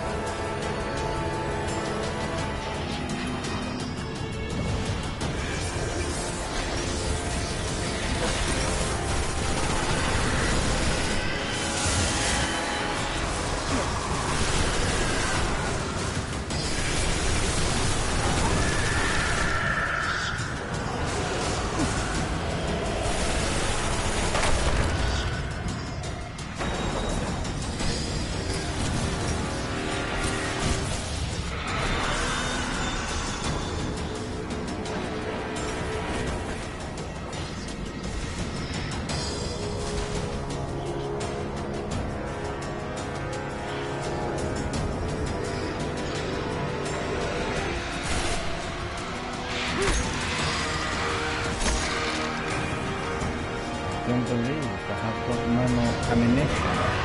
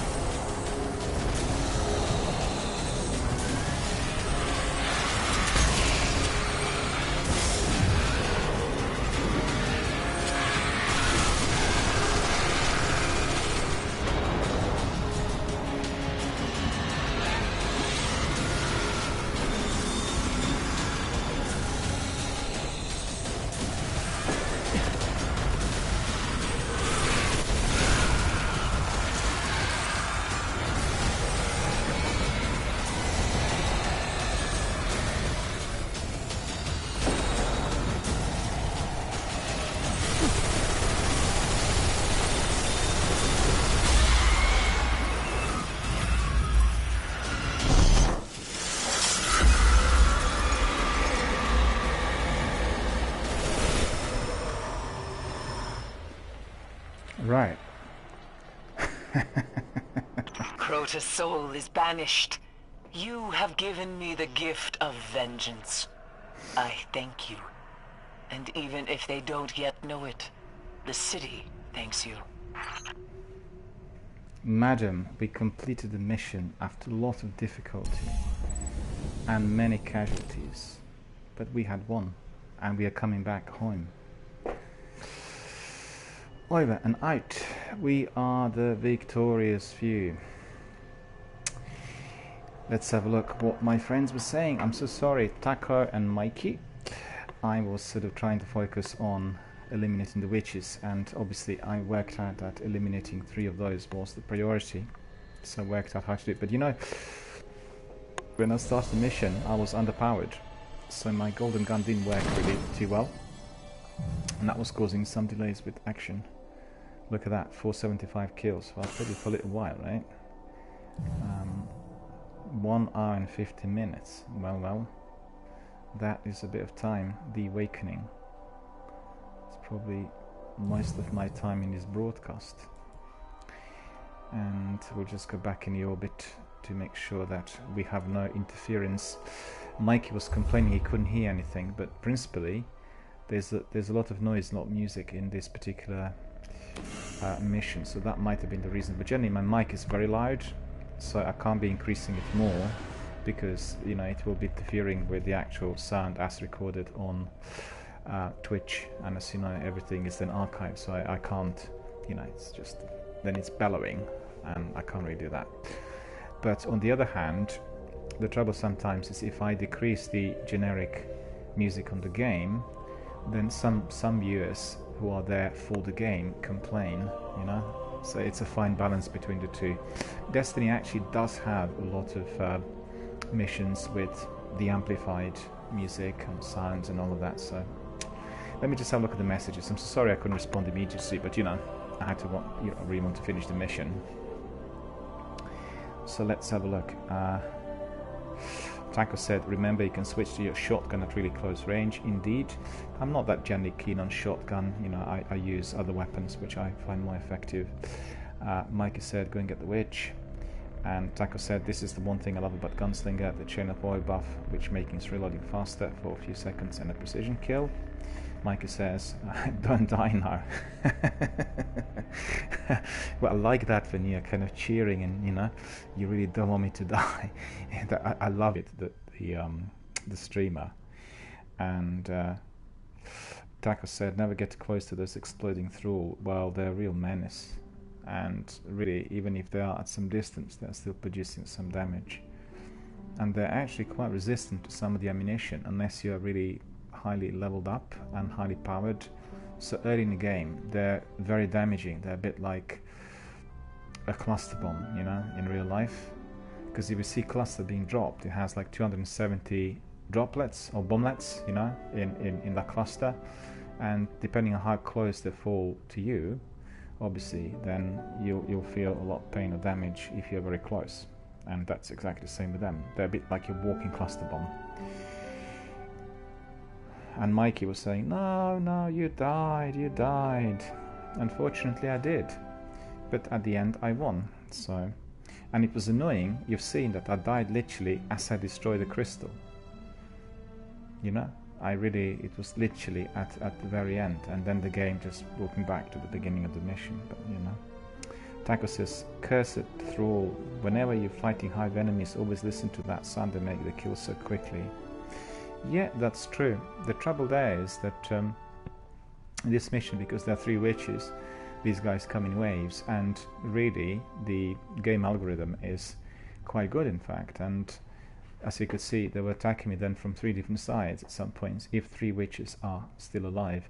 So I think for anybody strategizing or playing this mission, which is, you know, what it's called, the killing the soul Crota, what's very important is to get into that circle and kill at least 2 witches at first. In fact, if you have this golden gun, you may be able to kill all 3 at once, but I was able to do that right at the end.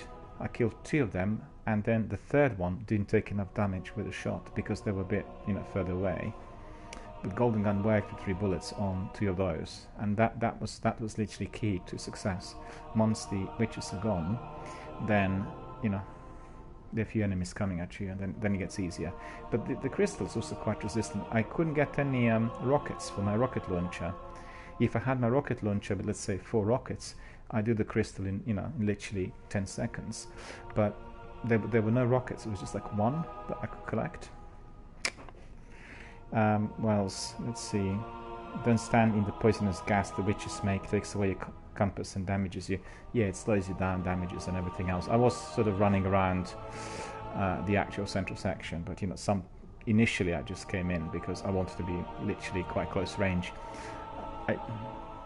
It's hard to tell. I thought the golden gun would work from wider distance. It didn't. I tried a few times. Taco says, I know you're not comfortable with the throwing it, but got to remember to use it. Isn't that powerful, but can come handy in a pinch. That's true, Taco. I actually did use, I'm not sure whether you watched the earlier part of this broadcast, I did use it quite a bit on those nights, and I had some really superb kills. The knives went literally into the heads, and it worked.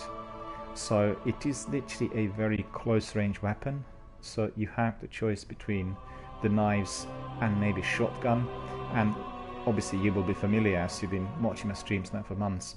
I prefer more of a distant skill. I don't like really that degree of very, very close engagement, So when I have the hives or whatever, what are they called, the thralls coming at me in larger quantity, then I use melee or my super. On my other warlock I was using that super when you get like a massive big kind of fiery hit looking like a grenade and they'll die. I prefer that, but anyway, it's just a question of preference. And Taco says there are 4 witches, and Taco says though this golden gun is killing everyone, you just have to really crack with, you have to hit your shots. Don't know, I did actually hit the last witch bang on, and the witch was too far. Did you see? There were 3 of them, and I hit 2, and then the last one I hit literally, in the neck, and it didn't take damage. So it must have been the proximity. The first 2, died instantly on 1 shot. The last one didn't take any damage because I was, I guess, too far. I don't have to come very close, but Anyway, thanks very much for your tips, and obviously for support and everything. Really appreciate it. Really good fun. And I'm not really in hurry to finish off, but I have to say that this mission that I just completed, I think, is one of the hardest in the first section of the game. When I played Warlock, I couldn't finish it by myself, and then Ipto came in from Norway, and we did it together. And Ipto is a veteran, and Ipto played Destiny from the day 1. And obviously Ipto had 40 level and 400 power light, and I was at that time also similar to this. So at the end, all good. It's all about learning, it's all about having fun. Taco says he would definitely not too far. Golden Gun has some distance. Well, it's possible that I missed, or I kind of miscued, but actually I thought that it was bang on, because 2 witches went quick, and I had this last bullet, and I aimed, and it was literally directed towards, well, between head and neck. It's possible that the bullet went astray, because they were positioned sideways. They were not really kind of facing me. So that's a possibility. That's all I can think of. But I replayed it now a few times, right? Because I got killed. And when I'm going to be on my 3rd character, Titan, then hopefully we'll be able to remember what to do. Well. I think Mikey had enough after I died at the end, because he said here, oh no, you died. It's funny. I remember watching, what was it?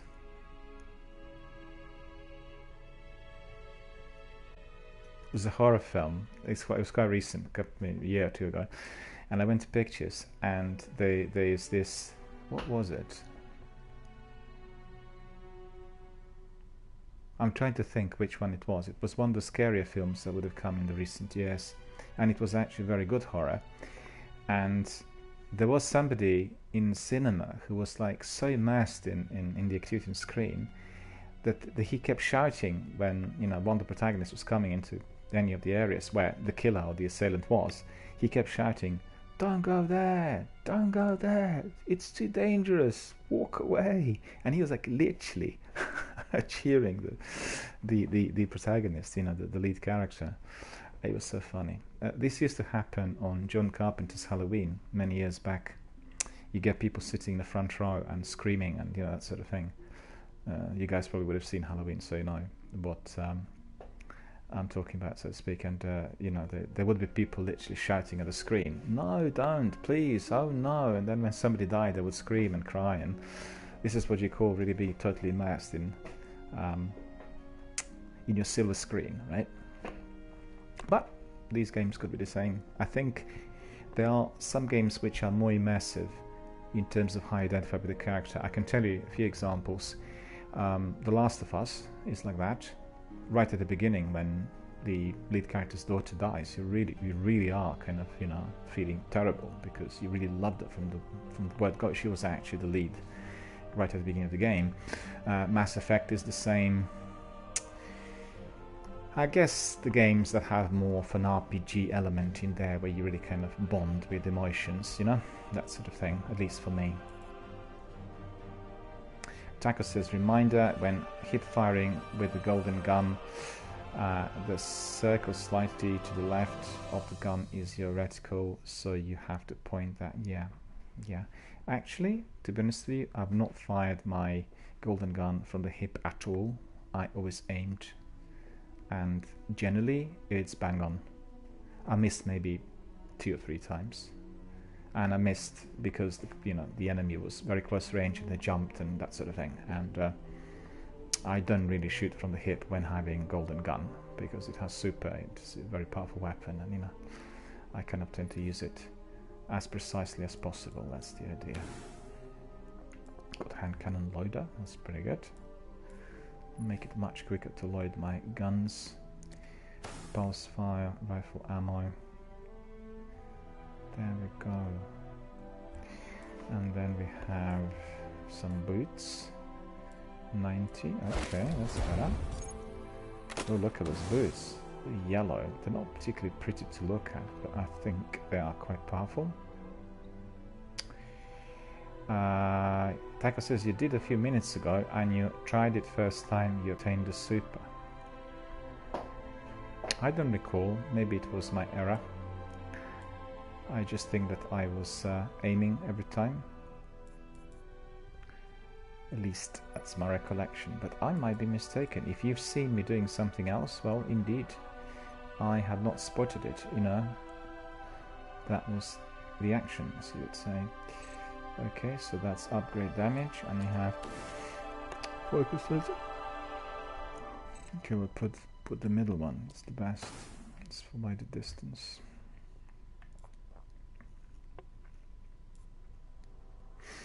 What are these weapons? Sniper rifle 90, that's cool. Where is that? Sniper rifle 40. Nah. Okay. So goodbye to that one. Fusion rifle, sniper rifle 90. 80. 90, okay. It's ridiculous.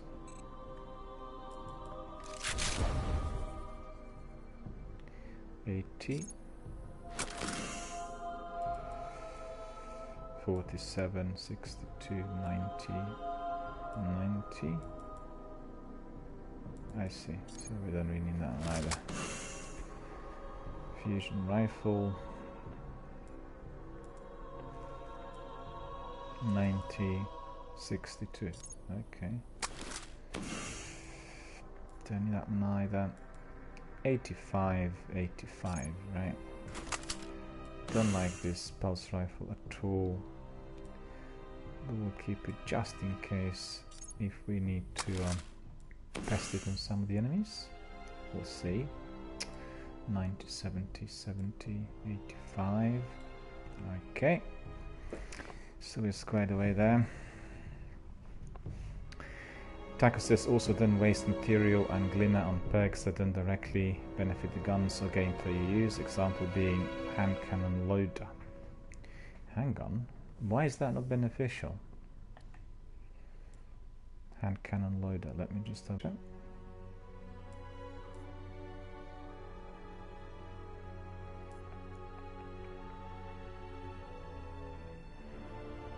Oh, that was there, I remember that.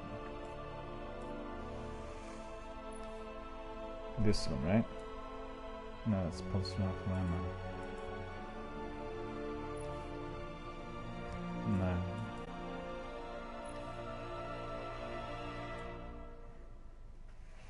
Why is that not beneficial? Hand cannon loader. Oh, I see, because I don't use hand cannons. Right. Well, it won't make any difference, will it? If I keep it on for the gauntlet, or will it make a difference? Why would this make a difference if I left it switched on? Taco says, for example, you love using rocket launchers, sniper rifles, and auto rifles, so try upgrade perks that have been.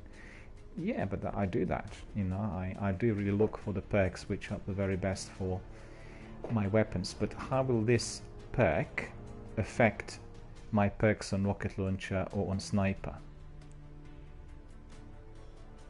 Oh, I see.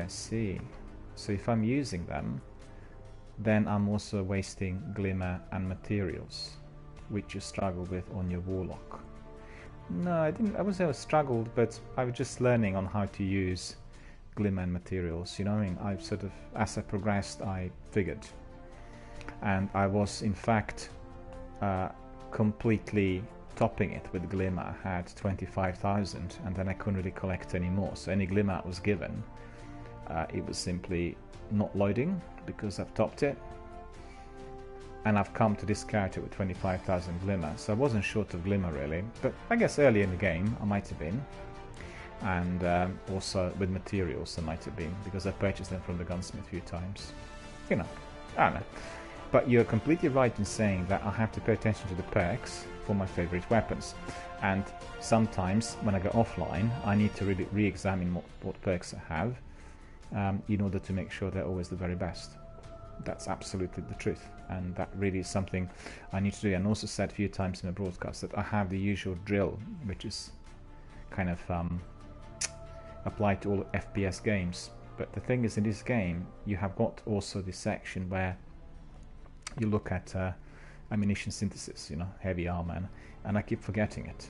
And sometimes in some missions it's very useful, and you have also some of the other consumables which can be useful. Taco says glimmer isn't too much of a problem, but you nearly never had spin metal, relic, iron, etc. That's correct. It's materials that, you know, my problem. And in fact, if I'm to be looking in hindsight, the major problem was that I didn't have some of the relics, and I didn't have most of the times skeleton keys. So when I started playing strikes, and I played many dozens, then I would get to the chest and I had no skeleton key, and if I had no skeleton key I couldn't open the chest. So that's been the problem, definitely. Well, we all learn as we go along, you know, and I think considering I've played this game now for roughly 3 months, I think it's coming to its 8th week, I'm happy with the achievement. You know, I almost completed the first character, completed all the story missions, and, you know, all the basic things in the game, and I'm moving to the second character, complete this character and go to the third character, and then I'll do raids. It's, you know, it's looking good. Taco says you get materials by doing patrols or completing bounties. Yeah. You get very little for those chests. You get very little from chests. Yeah, you do. You do get very little from chests. Well, but you know, if you are battling a difficult strike and you're really struggling, or, you know, they've modified it heavily, then it's quite rewarding even if you get a cropper rather than nothing. And it's frustrating when you get there and it asks you, you know, requires skeleton key, and you're trying to find it and you don't have it. And therefore you just feel, you know, it's more to do with the emotional engagement with your activity than the actual loot, right? And I tell you also, the other thing is, when you have a lot of viewers that actually are not Destiny players, they're just watching it for kicks, then they are not impressed, because they don't really know the game and they're watching it, and they like seeing trophies, they like seeing achievements, and do you know, we get a pop-up saying achievement. You know, the whole idea behind trophies and achievements that both consoles have is exactly to do with this. It's like beefing up on people viewing and saying, look at that, he's achieving, he's got scores, he's got this and that, you know. Because you've seen Mass Effect has so many different outcomes, it has so many different sub-quests, and the number of achievements is staggering. So in order to achieve literally everything, you'd have to play this game for quite a few years, and also very extensively, quite a few hours a day. But you know, people do that, and I discussed it with another streamer the other day. We had a lengthy kind of discussion, you know, offline, and he said he basically thinks that what's most popular on streams is always competitive gaming, which are never ending. This is the games that have the greatest number of followers and participants and veterans, because they always keep people in the boil, right? It's a competitive game that has no end, and you keep playing it again and again, and there's always something interesting. You're always chasing scores, you can always get better scores, you always have new players coming in, you have the veterans, and it just keeps rotating. Unlike these straightforward adventure games, you know, prologue and then exposure and then, you know, the story and then the ending and the epilogue. It's just the way it is. It's the popularity. I think people like watching adventure games for their own leisure, but if they're gamers and they're really kind of interested in action, I want to see something which is exciting, then it has to be competitive and it has to have no end. My colleague there, he plays World of Tanks, and he has a clan, and you know, he has lots of followers, and yeah, it's definitely a community which is buzzing with energy and interest, and it's always about the score, and it's always about the community, you know, and there are tips and tricks you learn as you go along, that sort of thing. I think I tend to agree. Taco, have you played, I'm asking Taco Inquisition, have you played PUBG? And if so, what did you make of it? Do you like it, or Fortnite, in fact, or Battle Royale, any of those three, because they're very similar, you know, basically variation, same theme. Have you played it? Anybody else has played PUBG? Because I will be doing streams. I think something's not quite in there. Did you say I have, or I haven't? Didn't quite work this out. I haven't played PUBG. Fortnite I have.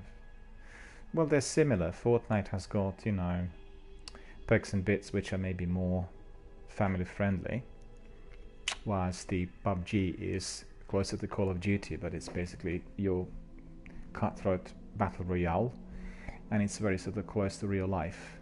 100 players, and then, you know, one person survives, and you're battling it out in order to survive. You need to kill just everyone who comes your way.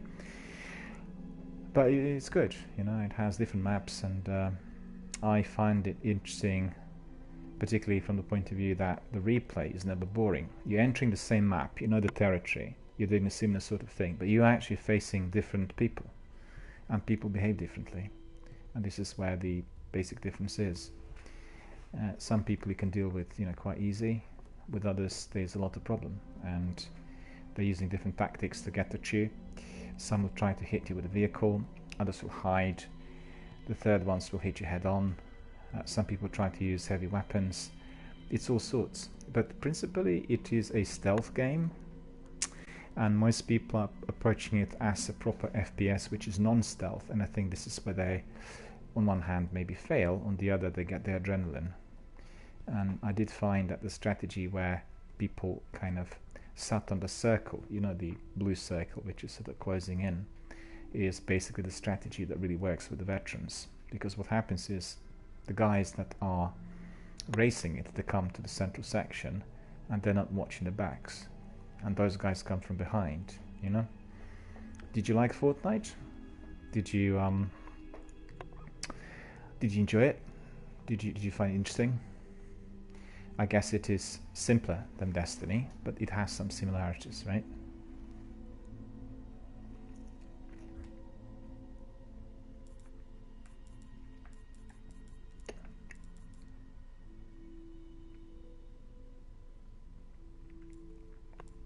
Taco says, well, if you are good enough, you can be highly aggressive and win games. Indeed, yeah, there are some people who are highly driven and, but it also depends on the game.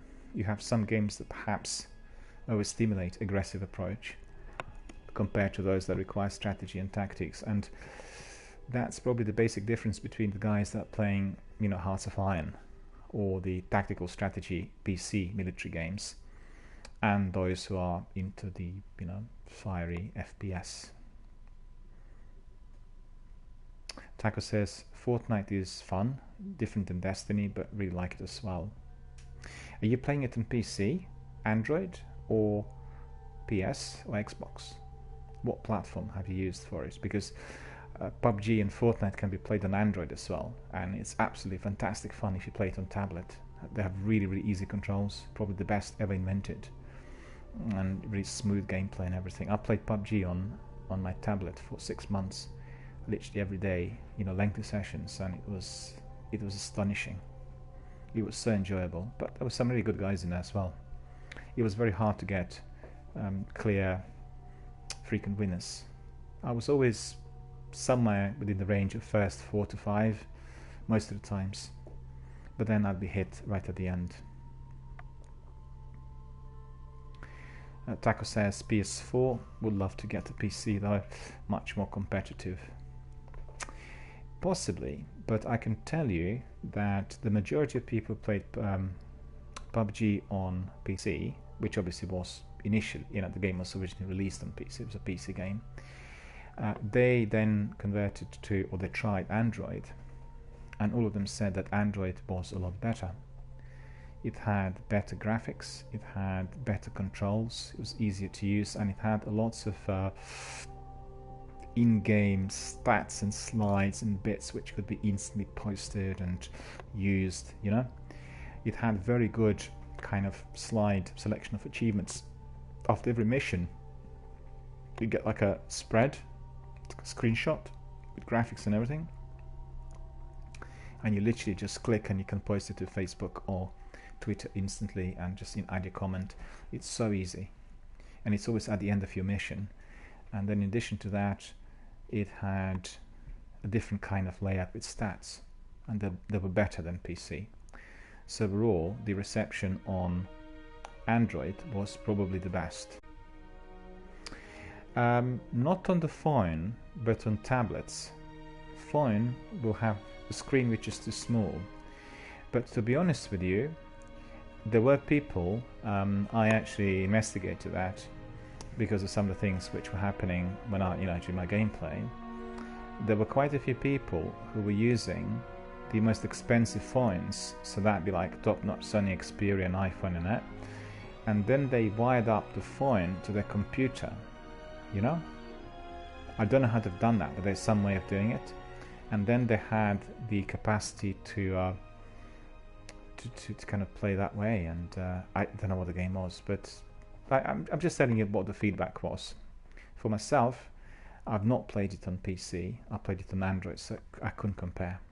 What I can say that a lot of people who played it on Xbox after being on PC were disappointed. Not sure what the beef was, but there was something, There was something that they found troubling. And I think primarily in terms of how they were controlling the character. So I'm not sure what the problem was, but there was quite a lot of negative feedback as it came out. So we'll see what it's like next week.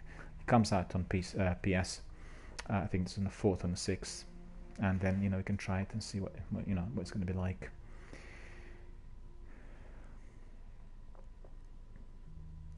Yeah, Taco says, obviously, as they are using a keyboard on phone, and that's a big advantage to have a... Yeah. If they were competitive gamers, they would come under your PUBG Mobile, and they had advanced controls, or the advanced ability to control the game. And then obviously they were much better in terms of aiming and other things. I'm easy either way. I'm quite, quite happy to play it on any platform.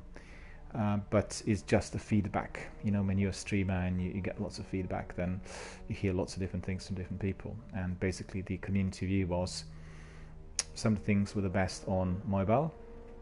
That wasn't much to do with the actual scores. It was more to do with the smoothness of gameplay and the stats and the kind of the things you were getting, like for instance those uploadable slides. You know, you for instance reach some achievement and then it pops up and it's like across the whole screen, and you can just click on Facebook or Twitter and, you know, automatically posts. So it's your next achievement, your next level, your whatever, the score, whatever you were getting, you get that. And then after every single mission you get your stats in a form of a screenshot, nicely designed with, you know, emblems and scores and everything. It's very, very good. Literally it's just one click, just click, bang, it's posted. And, you know, for competitive gamers, doing that is obviously of tremendous advantage. Anyway, we're talking about PUBG, just for the benefit of other viewers. Taco and myself are discussing PUBG and Fortnite, two other very interesting competitive FPS games, Battle Royale in fact. And I will be streaming PUBG after it comes out on PlayStation, so that's going to be quite soon. And we're just describing ins and outs of PUBG on various platforms and playability of Fortnite. But as it's pushing on and it's quite late in the UK, I'll just very quickly have a look and see whether there's anything else we can do still tonight, because you know what, I will have to be going to bed, and we'll have to see what the quests are. Before we do that, we'll just double check our bounties. So as this mission was very long with lots of kills, we completed 1, 2, 3, 4 bounties. So let's have a look. We defeated 50 hives, so we are cashing up. Got 1 engram for that. We generated 20 orbs of light, up in rank, and then we are getting 30 super kills. That's completed as well.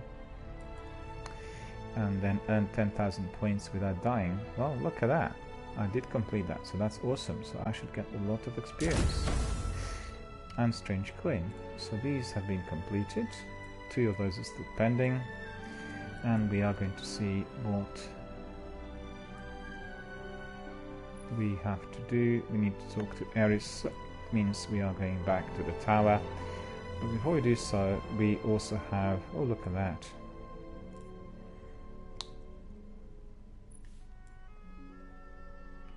Okay, we have increased the range of golden gun. Precision kills is real stacks up 3 times. Okay. And what's the last one? Gambler's dagger. Throwing knife.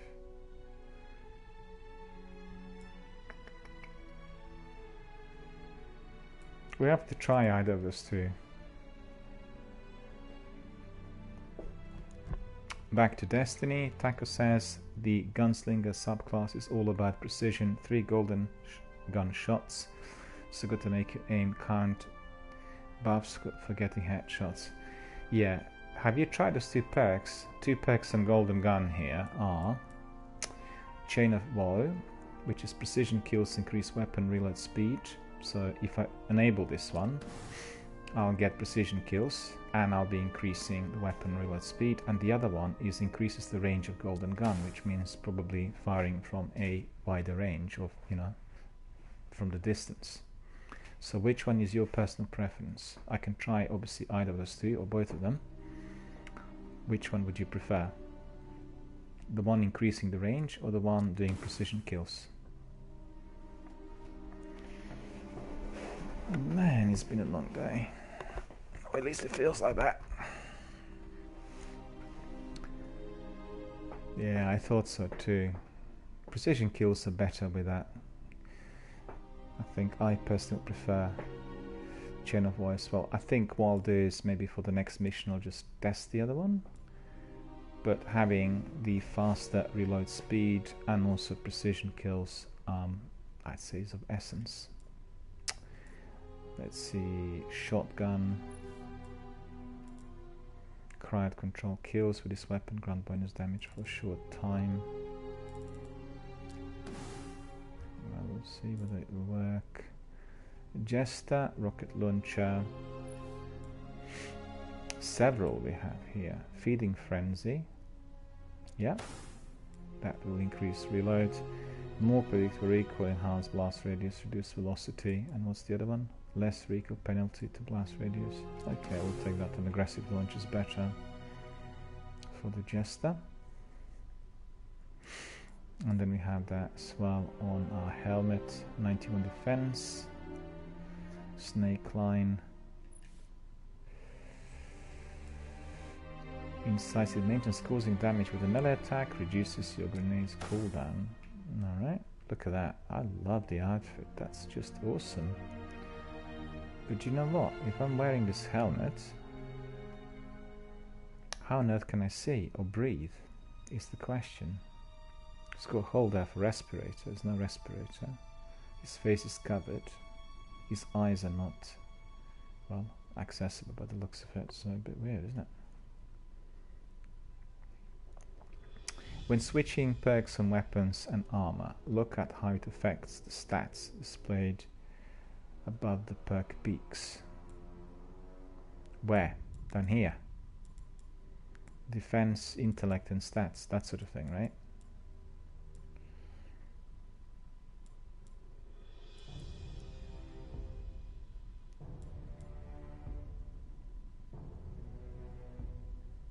Or anything else. I think these ones here, right? Right. To be honest with you, I was not paying attention to that at all.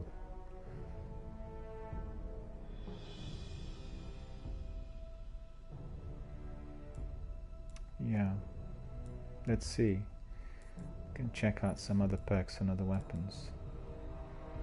Oh, you mean these?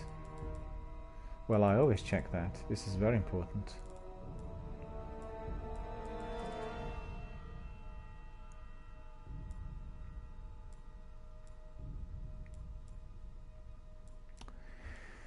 Okay. Thank you for your tips. Really appreciate it. I would not be able to play Destiny as well as I do or learn as fast had it not been for my supportive community members, and Taco Inquisition is certainly one of those community members, so I thank you from the bottom of my heart for all of your tips and views, for your regular, obviously, attendance and advice overall, and help and support. You know, I've learned so much from your advice that I applied everything, and as you could see, I'm progressing up the ladder. I'm getting better every day. And you know, one day I'll be one of the Destiny veterans, and all the knowledge acquired would have been down to the community, and then obviously down to practice. But it's down to the community, and the community is people. It's yourself and other guys that are here frequently and providing me and the rest of the community, i.e. the beginners and all the viewers, with such valuable advice. Taco, you'll be interested to hear that I'm getting emails and messages through other forums from people who are viewing either the live broadcast on different platforms, or they're watching them through the archive, recordings on YouTube, and then they're using it as walkthrough, and they're always reading the chat, because as you could see, the chat is recorded, and they're using it for their own gameplay, for their own strategies. So therefore it is so important when people share the views that indeed they're written, and anybody else can use them then whenever they access the recordings. So it's not helping just myself, it's helping literally every single community member worldwide that is watching these videos and getting knowledge on Destiny. If I'm not yeah, of course. Well, I tell you what, are you subscribed to my Twitter? Go to my Twitter and have a look at the credits which are left for yourself and for the other guys, because I've had some really fantastic praise yesterday given by several people, and they were just so complimentary about the broadcast overall, and they were so touching on the role play and the narration and my voice and the way things are done, and every one of those quotes I've obviously credited and posted to Twitter, so that all the other community members, by that I don't mean just community members of mine, but the community members out there in the online entrepreneurial community, you know, as many streamers and many people who I'm connected with through various forums, they can all read and see for themselves. And then because everybody's user ID is attached with hashtag, then, you know, other people worldwide can just approach that person with any other questions, and that's just great. And, you know, people are obviously finding their co-op partners and, you know, fighting members for raids, and it's been absolutely wonderful, really, really great.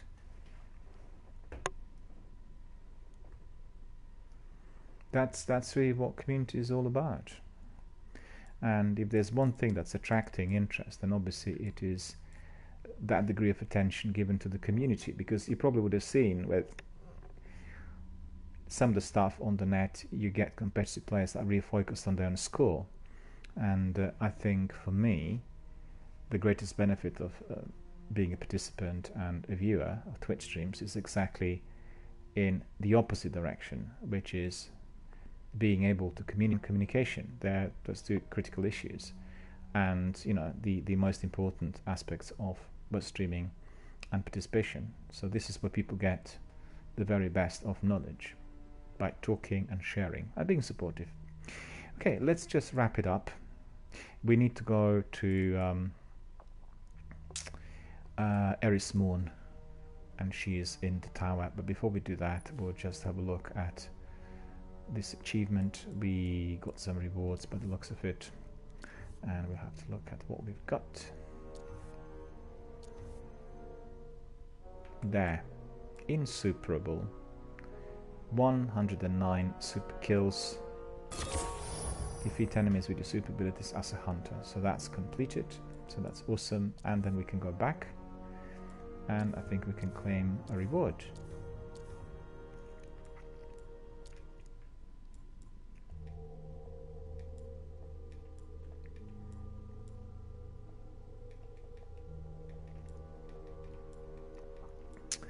Right, we actually can't claim anything as yet.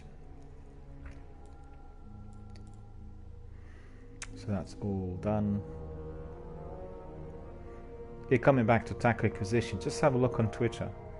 You'll find those postings in there with coins and... But on the other hand, I have very many postings, which means you have to really browse, you know, the postings and find them. But you'll see there are lots of postings also from my Twitch stream colleagues and associates, pointing everybody in their direction as well. I support many people who are setting up their projects and, you know, supporting the streams as well. I watch other people's streams when I have time. I used to watch many more streams prior to the actual kind of full-time streaming, and I had more time for watching. But at the moment, unfortunately, I can watch sections, but, you know, obviously the time factor is there. Hello, Cap. Captain Jack 7 is here. How are you doing? So good to see you. Thank you so much for coming here today.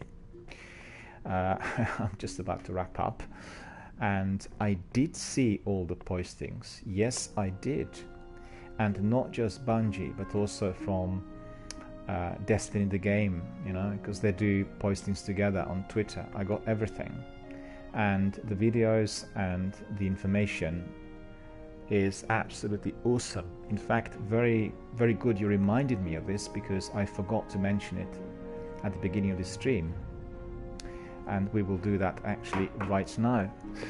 And it's a very, very important bit of news. You can see how important our community is. Well, thank you so much for reminding me. I even left the postings on my Twitter in order to remind myself, you know, and I forgot. It's just been a bit late today. I was running late altogether with everything, so because I spent the whole day on the phone. I had so much admin to do. It was literally over my head.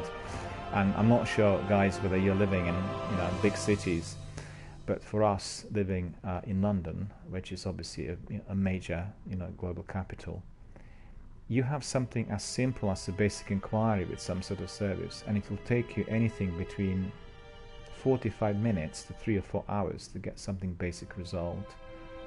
Either being left in a queue and waiting for somebody to answer, or needing to speak to somebody else, or just, you know, people being not helpful. It's just unbelievable. And sometimes I have the entire day spent just in arguments, basically trying to get certain admin issues resolved, and yeah, it's so draining.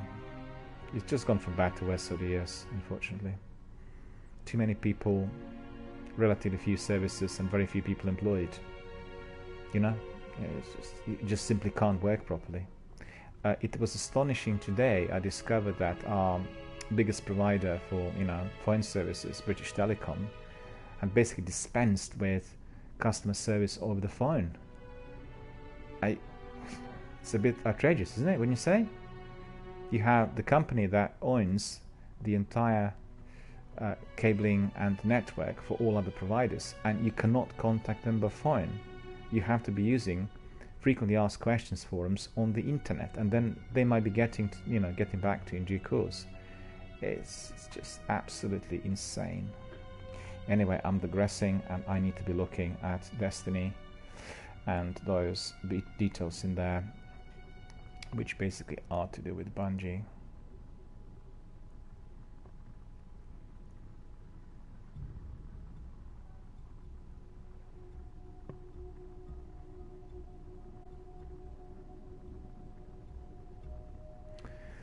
So thank you so much, Captain. Taco's here. He says, oh, I saw it too. It looks amazing. So hyped for the next year for Destiny 2. And Captain says, yes, it looks awesome. Because basically the Bungie said that in the coming weeks, annual pass holders are in for a series of firsts. Beginning December the 4th, you'll be invited to visit the Black Armory. So if you want to visit the Black Armory, you get this fantastic big slide saying December the 4th, Valandra Forge, December the 7th, go Fanon Forge, December the 7th, New Raid, December the 11th, The Dawning, December the 18th, Izanami Forge, January the 8th, Niobe Labs, January 29th, Exotic Quest The Draw, Crimson Days on February the 5th, which is going to be free to all players. So absolutely astonishing. And I have to say, when you look at the slide, it looks awesome. You have this hunter character in here, I believe, with that massive big gun, and they have all these beautiful dates on your calendar. It is absolutely jaw-dropping. So a message to everyone: had you not done so, go to my Twitter or go to Bungie's Twitter and access those postings. So when you look at the next posting, which was posted 10 hours ago, they say, see what awaits Destiny players in the seasons to come. So look at this. Destiny 2 Forsaken gameplay calendar, free season and the annual pass. You have Season of the Forge, Season of the Drifter, and Season of D, which is not revealed as yet.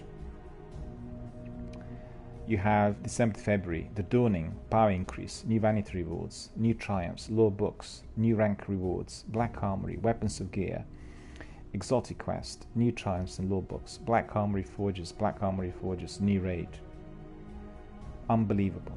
Then you have free season updates, which is Crimson Days, Gambit, Exotic Quest, Spring Event, Power Increase. Honestly, it's the stuff of the dreams, right? And then you have the same sort of thing happening later in the year. Annual pass content, free season updates, you have Joker's Wild, Weapons and Gear, Exotic Quest, New Triumphs and Lore Books, New Gambit Experience, Zor Bounties, Joker's Wild. Honestly, it's just everything. And all of that is going to be on Destiny 2. So Destiny 2, although still fairly new, it's only about 1 year old, will just be massively growing and expanding. And I think in due course, in about 3 or 4 years, all the concerns people have about Destiny 2 will just evaporate. They'll be just building and expanding. I'd just like to ask Taco and Captain Jack, has Destiny 1 been as active and as expansive as Destiny 2? Has there been the same sort of combination for Destiny 1 or not? Because you've been with the game from the beginning, you will know that. Did Destiny 1 have the same sort of, perks and layout like Destiny 2, everything else that I was just reading, or not?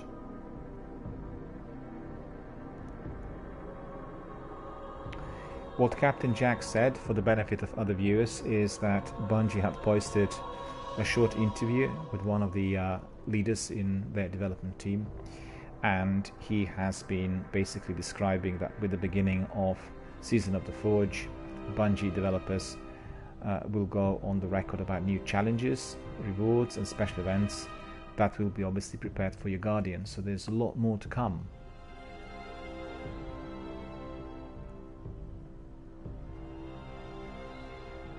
And they said the Drifter has a reward for his most dedicated Guardians as well.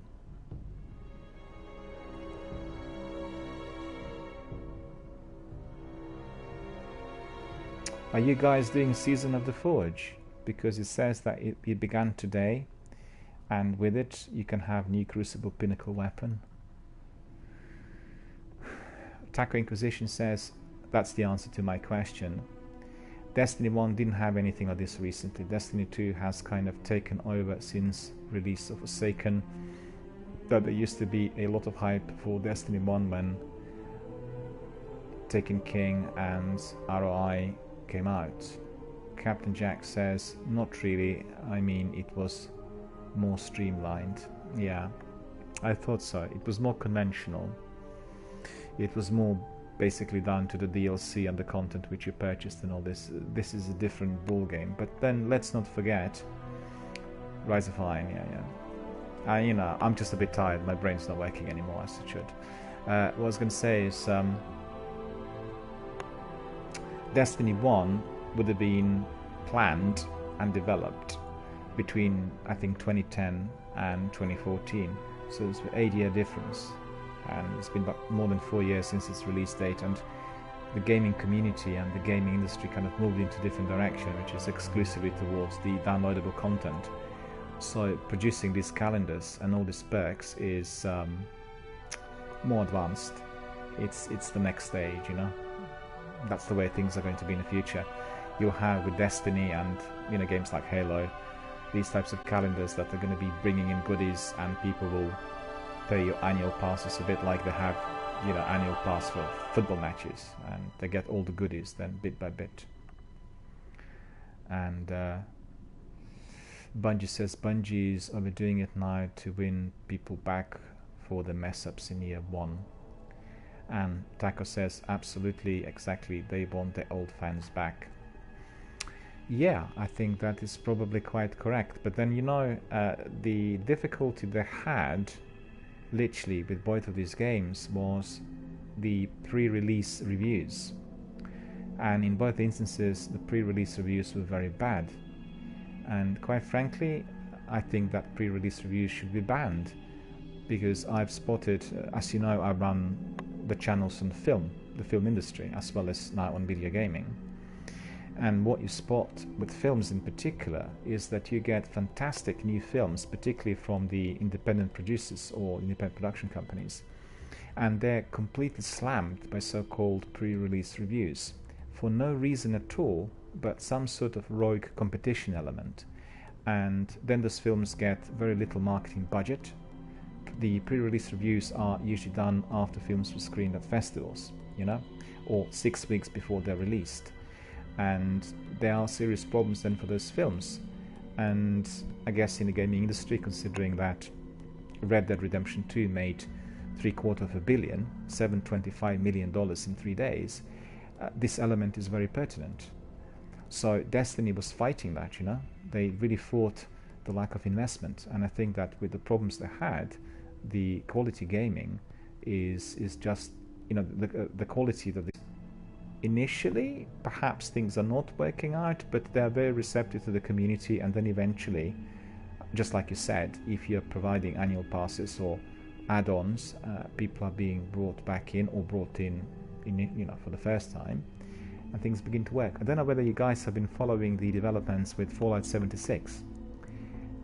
This again is a game that has a phenomenally big community worldwide, and the reception of the game was absolutely abysmal.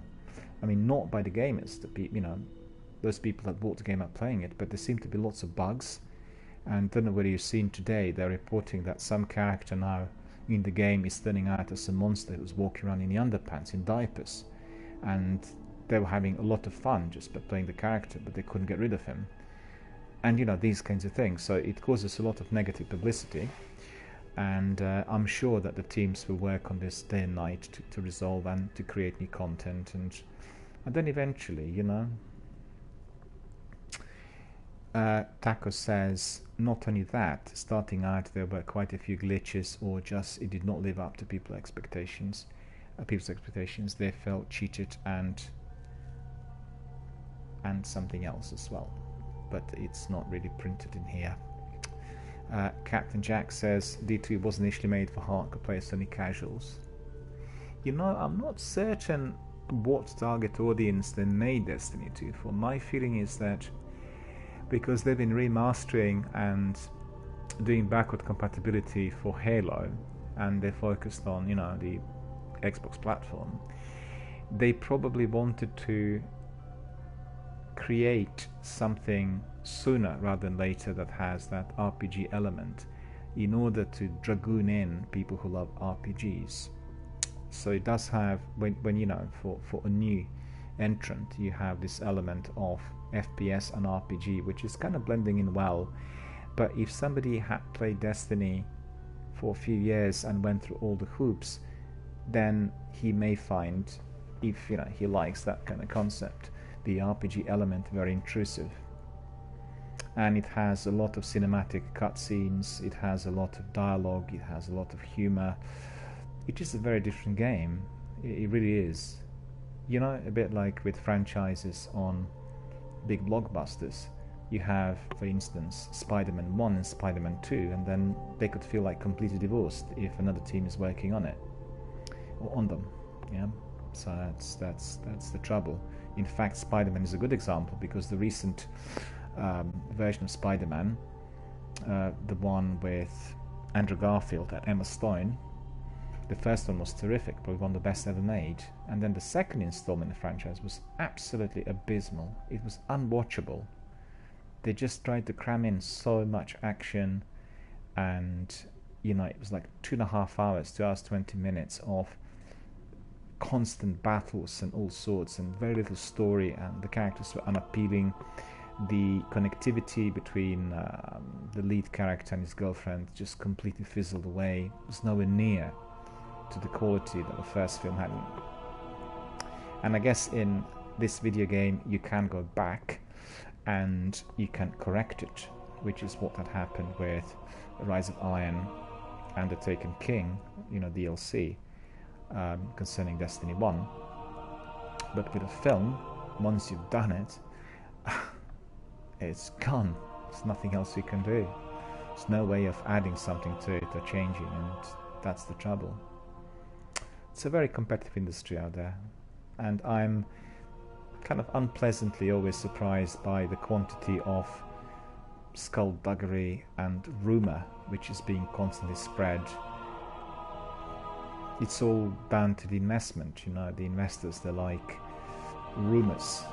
They act on rumours. If they think something is likely to be positive, they'll invest. If they feel perhaps not, they'll get cold feet, they'll pull out the investment. It's all based on shareholding, and that's the sole reason as to why companies that develop games are very frequently facing huge difficulties. Have you heard what happened to the developer of The Walking Dead? They've been under a lot of pressure, and they kept saying, we'll bring in some new people, we're working on the new games. The other day they've gone into liquidation, and all the projects which were advertised for months, like the other installments, and they're all gone. And now they've sold the entire franchise to another company, and they are buying basically the members of that team that worked on the game. It's a very, very unstable industry, I'm afraid. I'm reminded of the company that worked on LA Noire for Rockstar. They produced the whole game, and they used the new engine, which was for face recognition. It was extremely expensive, something revolutionary. And by the end of the year, before the game was released, they went into bankruptcy. And the game was released, and apparently turned out to be less successful than expected. But the studio that made the game was liquidated. And it's too dreadful even to hear that sort of thing. I don't know whether you guys played the game, as the amount of effort that went into this game was absolutely astonishing, and it is a very good game. Had very, very bad pre-release reviews, and you know, the investors didn't want to take that risk. So without proper marketing budget and, you know, the proper investment, it's a story of your Sin City, you know, the Sin City 2, Robert Rodriguez. He had a big argument with the producer, Harvey Weinstein, and Harvey said, well, you're not going to have any marketing budget. So the film went out without any adverts or trailers or anything. And, you know, make no mistake, there was nobody in the cinema. Trouble. You guys going to be playing the Season of the Forge? Are you participating in that? Because it said Season of the Forge is starting today. So it must have started today. Alright, fellas. I'm talking, and we really need to be... Taco Inquisition says, most definitely. Well, that is wonderful. Let's go back to the tower and let's have a look at Eris. And we need to decoy some of the engrams and all that.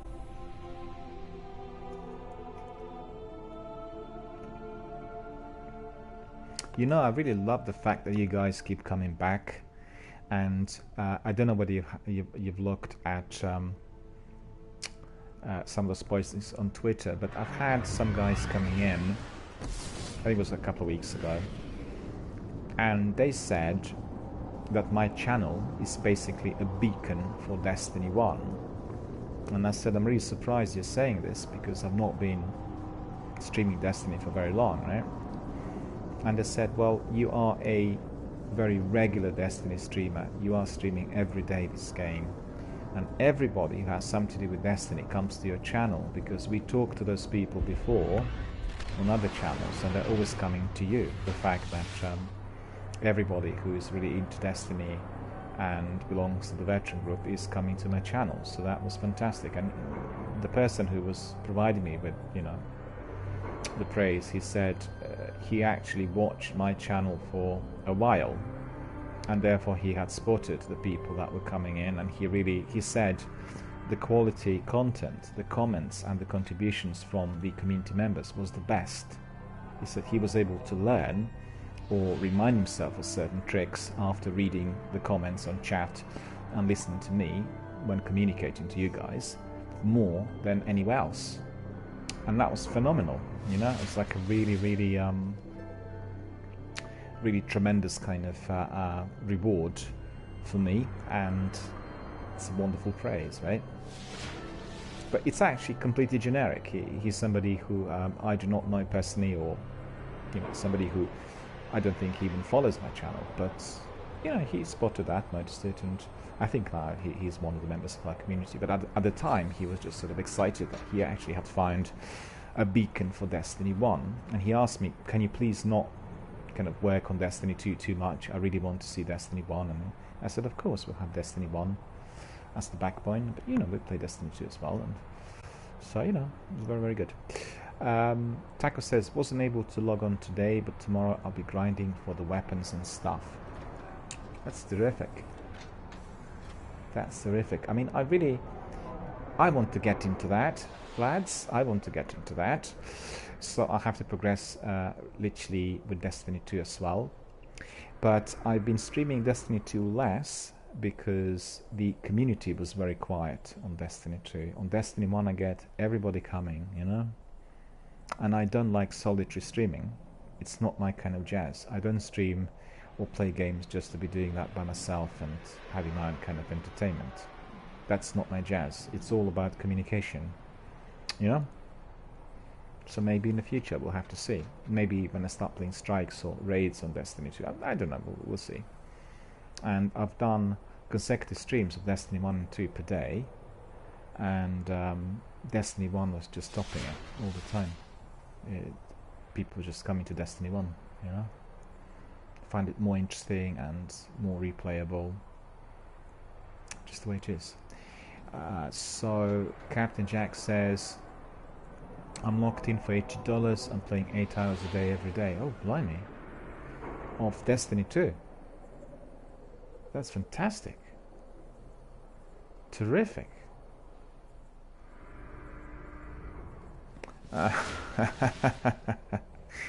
I'm sorry, sir. Captain Jack says, to be fair, I offered to play the other week and you turned me away. I'm very sorry about this. I didn't want to be, you know, mean or dismissive. And the reason for that was that I had some community members coming in and saying, you got some guys there that are racing it, we really can't follow the action, and a lot of action is taking place off screen. And then when I got these messages, I had to, you know, say, well, fine, we'll do early in the game single player missions, and then we'll crack on the co-op and, you know, strikes. And it just basically in response to the viewers. I'm quite happy to play co-op literally throughout, you know. But if the viewers are coming in with certain comments and views, because it's a public broadcast, I have to take this obviously into consideration and basically do as they say, you know. It's one of the very important things with public broadcasting, being in tune with your community. You listen to your fans, listen to the participants, always appear, you know, polite and attentive and that sort of thing. And this is what I am. And Captain Jack and me, we did play some co-op sessions quite early in Destiny 2. But then after I received those messages, this was, you know, I had to do that. Taco Inquisition says, yeah, you can always just play Destiny 2 offline, grind then, maybe play with some friends so they can help you then. And Captain Jack says, the thing about Destiny 2 is not meaning to be rude.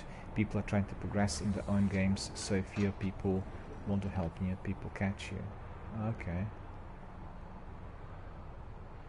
I think you're right. I think that's exactly what it is.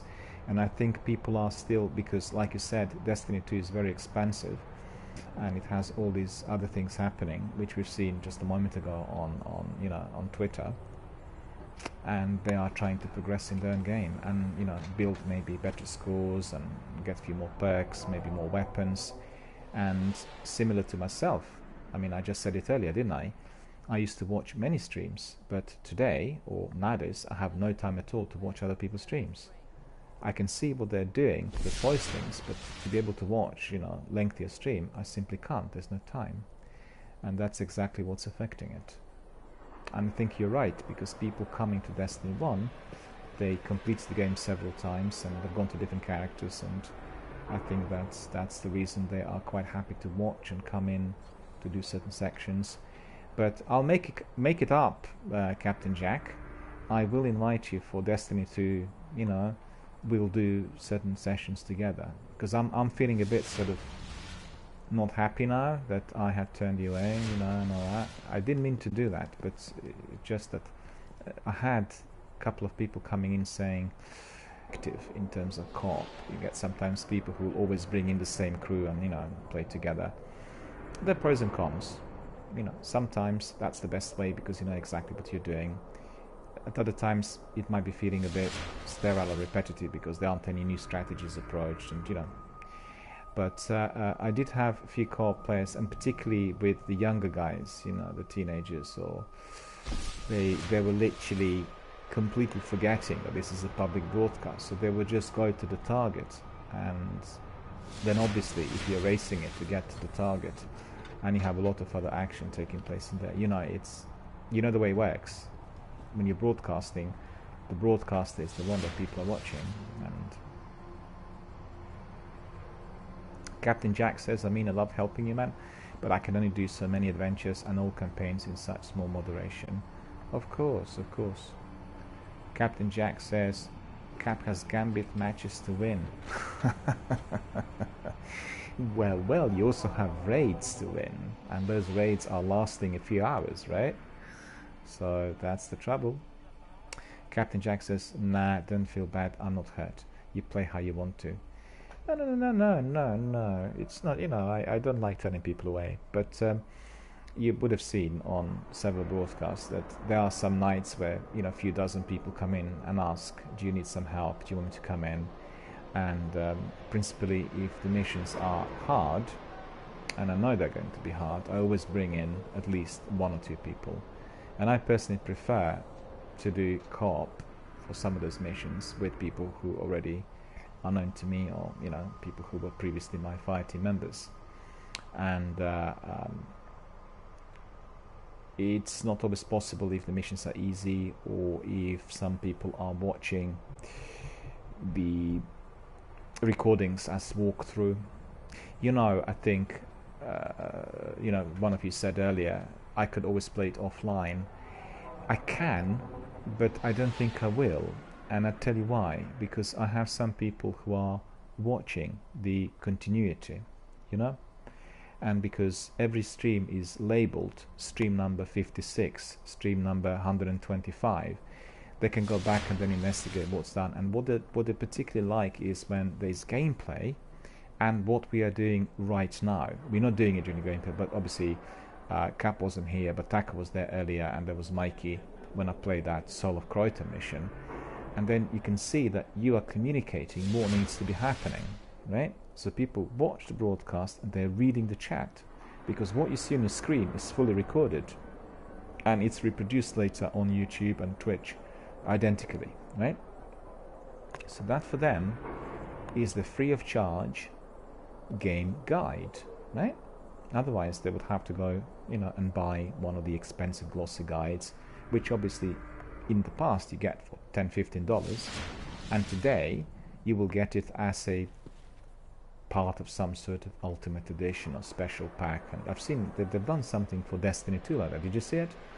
It's like a big fat book, and it's like hardback and beautifully designed, and looked extremely expensive. I don't know what was in it. I've seen it you know, through the postings recently during the last couple of weeks, and people were very proud that they received it. So it might be, you know, part of that season pass or something that Bungie is currently running. I'm not sure, but it's a beautiful dark brown leathery style book. Did you see it, or have you got it, the big one? And it looked very good. Oh, it's a lore anthology, is it? And what's in it? Is it like a game guide, or is it just the concept art and, you know, the weapons and the designer stuff?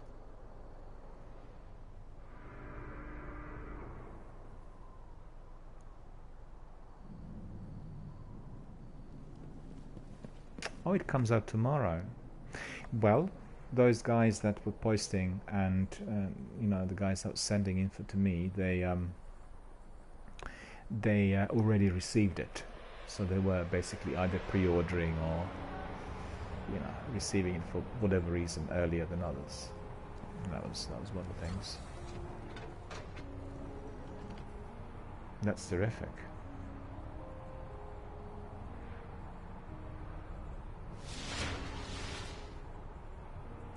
Wonderful. So it's a proper collector's item. Everything is in it. Backstory and characters, enemies, concept art. Yeah, wonderful. That's wonderful. Taco, if you're interested, you can find it on my Twitter as well. I've posted a few of those. They are there. On the other hand, you might be able to get it also on Bungie / Destiny the game. But I think there are a few fans that have been, you know, proudly posting the images of the book which has been received and that sort of thing. Captain Jack says, I ordered and it ships tomorrow. Not sure, maybe the other guys were basically the reviewers or people who work for gaming magazines, and you know, you never know who's hiding under certain IDs. Captain Jack says it's something that you'd probably be very interested in. Absolutely, I am very interested in it.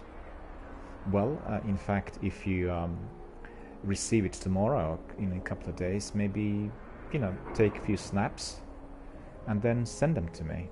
I'll be very, very interested to have a look, you know, just like what the book looks like, because I've seen the cover, but the rest I didn't see. And I am very interested in it, because I love those glossy books that come together with special editions, and you know, like the Ultimate Edition for Elder Scrolls Online, which looks like something out of, you know, the Dark Ages, the big fat book with kind of leathery cover and which is lockable and which is beautifully done. The quantity of, you know, graphic design and work and everything that went in is just absolutely astonishing. And I love that sort of thing. The only trouble is they're usually extremely expensive, and they actually remain expensive. The prices never drop, even if you're buying them for the collectors. There is a chap that works in the local computer shop, and he's a younger guy, and he likes collecting figures, you know, and the statues and the collectible kind of items. And he told me that he does have those Ultimate Editions for Elder Scrolls and Gears of War, which contain massive big sculptures, you know, handmade, of the characters. So he has about 2 or 3 from Elder Scrolls, the lead characters, and I think one is a wizard, and he has Marcus Phoenix from Gears of War and 1 or 2 other characters. He's got like 3 statues from Gears of War, and, you know, the big packs, and it's like a proper collector. And I thought that's absolutely amazing. You know, when you collect those from various games, it's just absolutely incredible. Captain Jack says he will send me a few snaps. Well, thank you so much, sir. Really appreciate. I'll probably get it in the mail sometimes this weekend. Well, yeah. I mean, you are in the US, and obviously you're receiving it from somewhere in the United States, so it'll be there probably within a few days. Captain Jack says, I think I paid $25 for this anthology, which I thought was pretty fair price. You mean for this one? Yeah. Well, that's the average price. They would probably provide it for about $25 to $30 on average. $29.99 is the usual price. I guess depends what's in it, you know. The books vary, and sometimes if provided with other stuff, then they can be expensive. Those big, bulky Ultimate Editions of Assassin's Creed and including, you know, the statues or the figures, as well as Elder Scrolls and, you know, Morrowind, they are very expensive. But on the other hand, they are made per order. They're not manufactured in large quantities, so once they're done, and you know, the figures, the sculptures that my friend has from Epic Studios that produce Gears of War, they all have signatures of the guy who worked on them, and he's the lead designer. He's the guy, I don't know whether you watched documentaries, the big bulky guy with beard, and you know, he signed every one of those, and they have a serial number. I think there were only about 200 or 300 produced. I might be mistaken, but it is a low number. At the time, he got the figures early, so they would be amongst the first few. And I don't think he bought them directly from Epic. He kind of traded in something else and got them from another collector. But not cheaply. He said they were quite expensive. Captain Jack says, don't forget about the steelbook cases. People love those. Absolutely. They're the most collectible. They're not bulky. And they are most popular. I've seen just a few days ago in my local CX, they had the original PlayStation Resident Evil 4, so that's PlayStation 2 steel case, and it was almost as new. It was absolutely beautiful. And Sony did have quite a few of those special editions, and I think they had very nice steelbook of Metal Gear Solid, several of the installments. They looked absolutely terrific. Resident Evil, several. I had a big steelbook and steel box, in fact, of Gears of War, by special edition Gears of War 1 and Gears of War 2. And Gears of War 2 came with a book, and then the steelbook, the actual box would have had also, I think, 2 or 3 DVDs. One was the special edition with documentaries and add-ons, and the other was a game, I don't know what was in the third one, I can't remember. Mass Effect box set, I have also Steelbook, and very big lunchbox of Fallout 3 with that toy, you know, the boy character in Fallout, and then everything else was in it. There was a book and a figurine, a few kind of stickers, and obviously the game. It's really, really cool. These are all collectible items, I love them, you know, and I have a very, very large collection of games. They go back in time, starting with, you know, the early 90s, the early games on PC. Captain Jack says he also has a Mass Effect box Steelbook. Well, that's fantastic. Yeah, it's on Xbox. Yeah, and they had everything in it. It was released a lot later after, you know, the original date, and it's a really good one. I love that. I love that special edition with a documentary with Casey Hudson and the team describing it, and it's wonderful. Yeah, Xbox 360. Yeah. Well, it was one of the biggest games of that year, and probably one of the biggest games of the last decade, and certainly one of the most popular. But amongst the three, Mass Effect 2 is topping it. And if you want my opinion, Mass Effect 2 is the best out of 3. It's probably the most immersive, has the best story. It's just absolutely 10 out of 10 in every single way. I thought with Mass Effect 1 it was equally amazing, but it did have some bugs and glitches, and also the gameplay was a bit staggered. So the characters would be not buffering, but, you know, staggered would be probably the best description. You know, when they run, then you have kind of like frames missing. The actual frames were not properly synced in, whilst with Mass Effect 2 everything was absolutely perfect. And also what I liked about Mass Effect 2 was the decision making, and how, for instance, your decision making was affecting the plot and sub-quests. And then I played Commander Shepard for my first gameplay, and I really fancied Miranda, you know, Miranda Dawson, and I kind of geared everything towards her. And then finally, before the major battle, we ended up with kind of a love affair. But then a friend of mine played it, and he was cracking jokes, and you know, he was like kind of doing various sort of semi-ironic, kind of sarcastic type of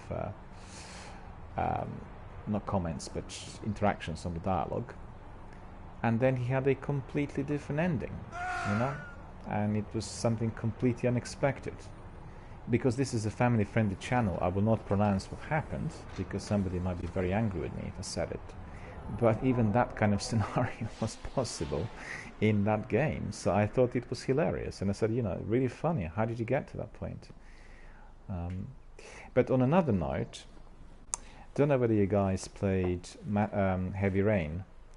And Heavy Rain has about 17 different endings, and I played it 5 times, and then I had 5 different endings, and 4 out of 5 the ending was tragic, right? So everyone either died, or the main character, who really kind of liked, Madison Page, got killed.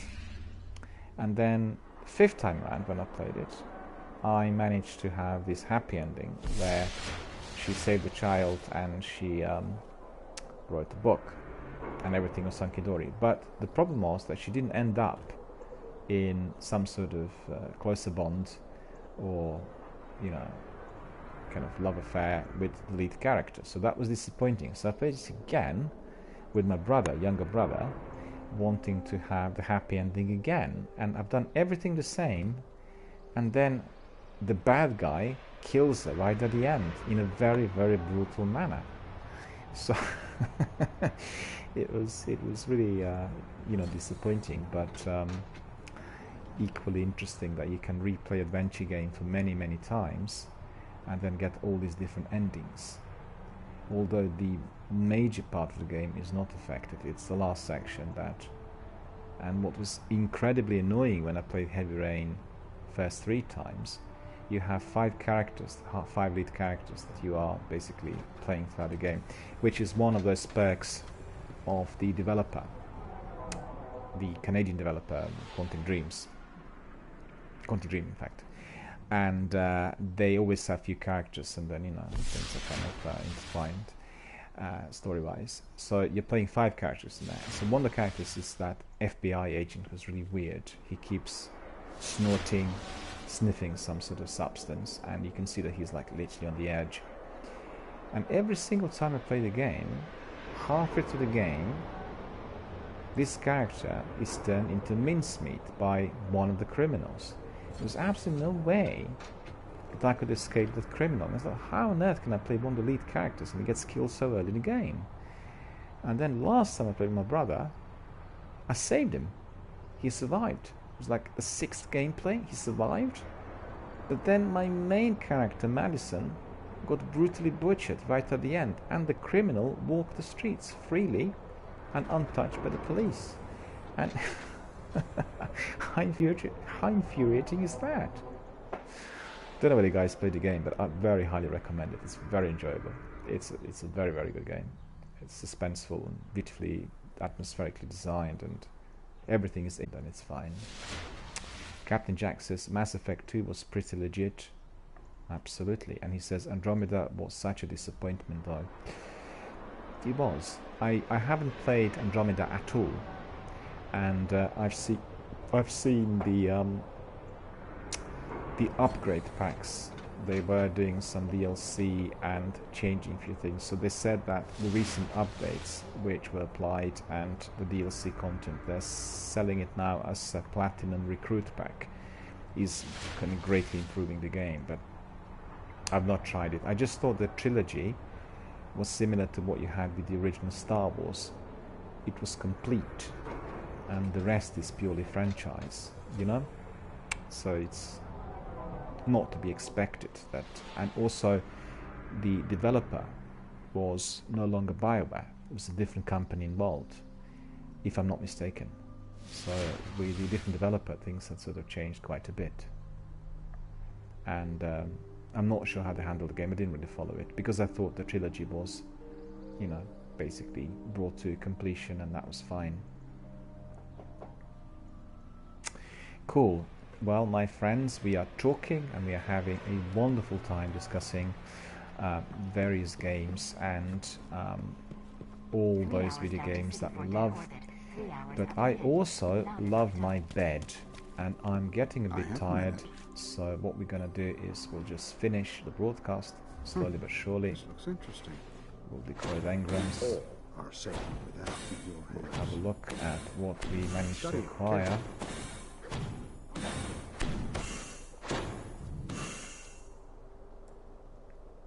Look at the character. There's plenty to do in here. 123, 118, 100. Well, we can keep some of that and see how we progress, because they will all need level 19. This is 91, 96. Okay, we'll keep them that one. But I think this one is 118, isn't it? Yeah, that's right. And it's better light. This one. Okay, this is all as it was. 100, 70, 80. Okay, 80 we don't need. Those two will leave there. Shotgun, 122 shotgun, fusion rifle 122. Okay, this one will get rid of. And then we'll have a look at our primary weapon. 122. What's this? Scout rifle. Okay, so we'll get rid of this one. So I think we are sorted in there. We'll look at the progress. We need to talk to Eris to wrap up the mission, maybe to get some rewards. Indeed, sir. Farewell, my sir. Thank you for decoding. And we are going to go xenobiological materials. Downstairs, of course. I'll talk to Eris. Soon, we will all be food. Attention, all guardians. I have waited so long for this day. Crota's soul is broken, his reign cut short. There is but one thing left to do. Destroy Omnigul. For Crota to be truly put to rest, his most powerful champion must be destroyed.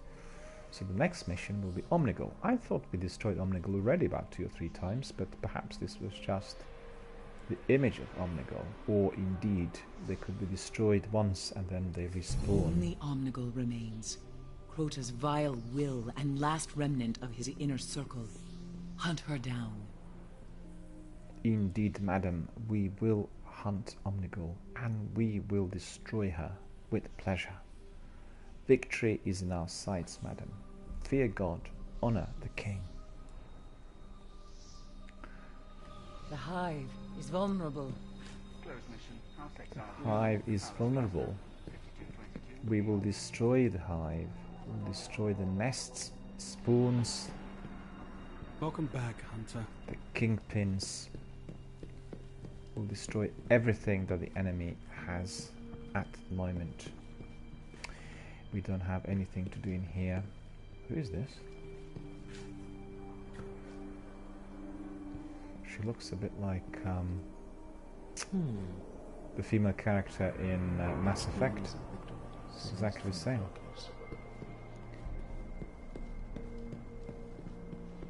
I played one female character in Mass Effect as well. Bring a sidearm. Agreement mission. Hyperback. So I think we have probably finished with everything that was to be done in here. Yep, that's Dead right. orbit package. Spare parts. Leaking. Oh dear. So my dear friends, thank you so much for coming, for communicating, for connecting, for talking about our favorite games, for discussing Destiny, for helping, for providing me with tips, for cheering some of my gameplay. Mike is not here anymore, but he was absolutely 300% supporting my efforts. And we've come to the end of our broadcast. It's very late in the UK. Actually, my broadcast started very late today as well. I had a very busy day, but tomorrow we'll hopefully have a different schedule. And thank you all for coming. Thank you all for communicating, for debating video game industry, talking about your favorite games. Indeed, I'm grateful to Taco and Captain Jack for basically a very interesting discussion on video game industry, and particularly on Bungie and Destiny and all these niceties which we prepared for us for many months to come through Destiny 2. I got the message. And we are all going to obviously hook up and continue tomorrow. We'll carry on with Destiny 1. Okay, Icon. And for now, I would like to wish you all a very, very good night.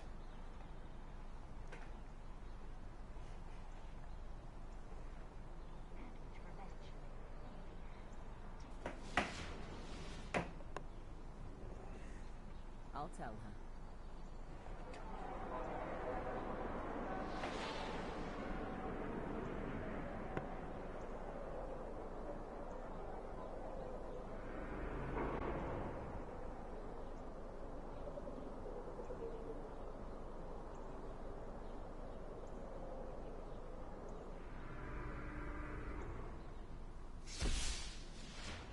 Right away.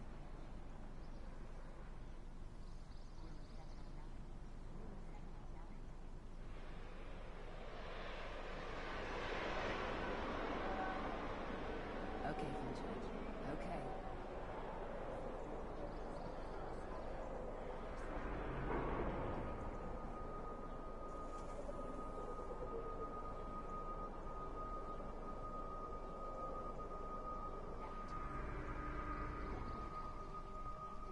Cade wants what now?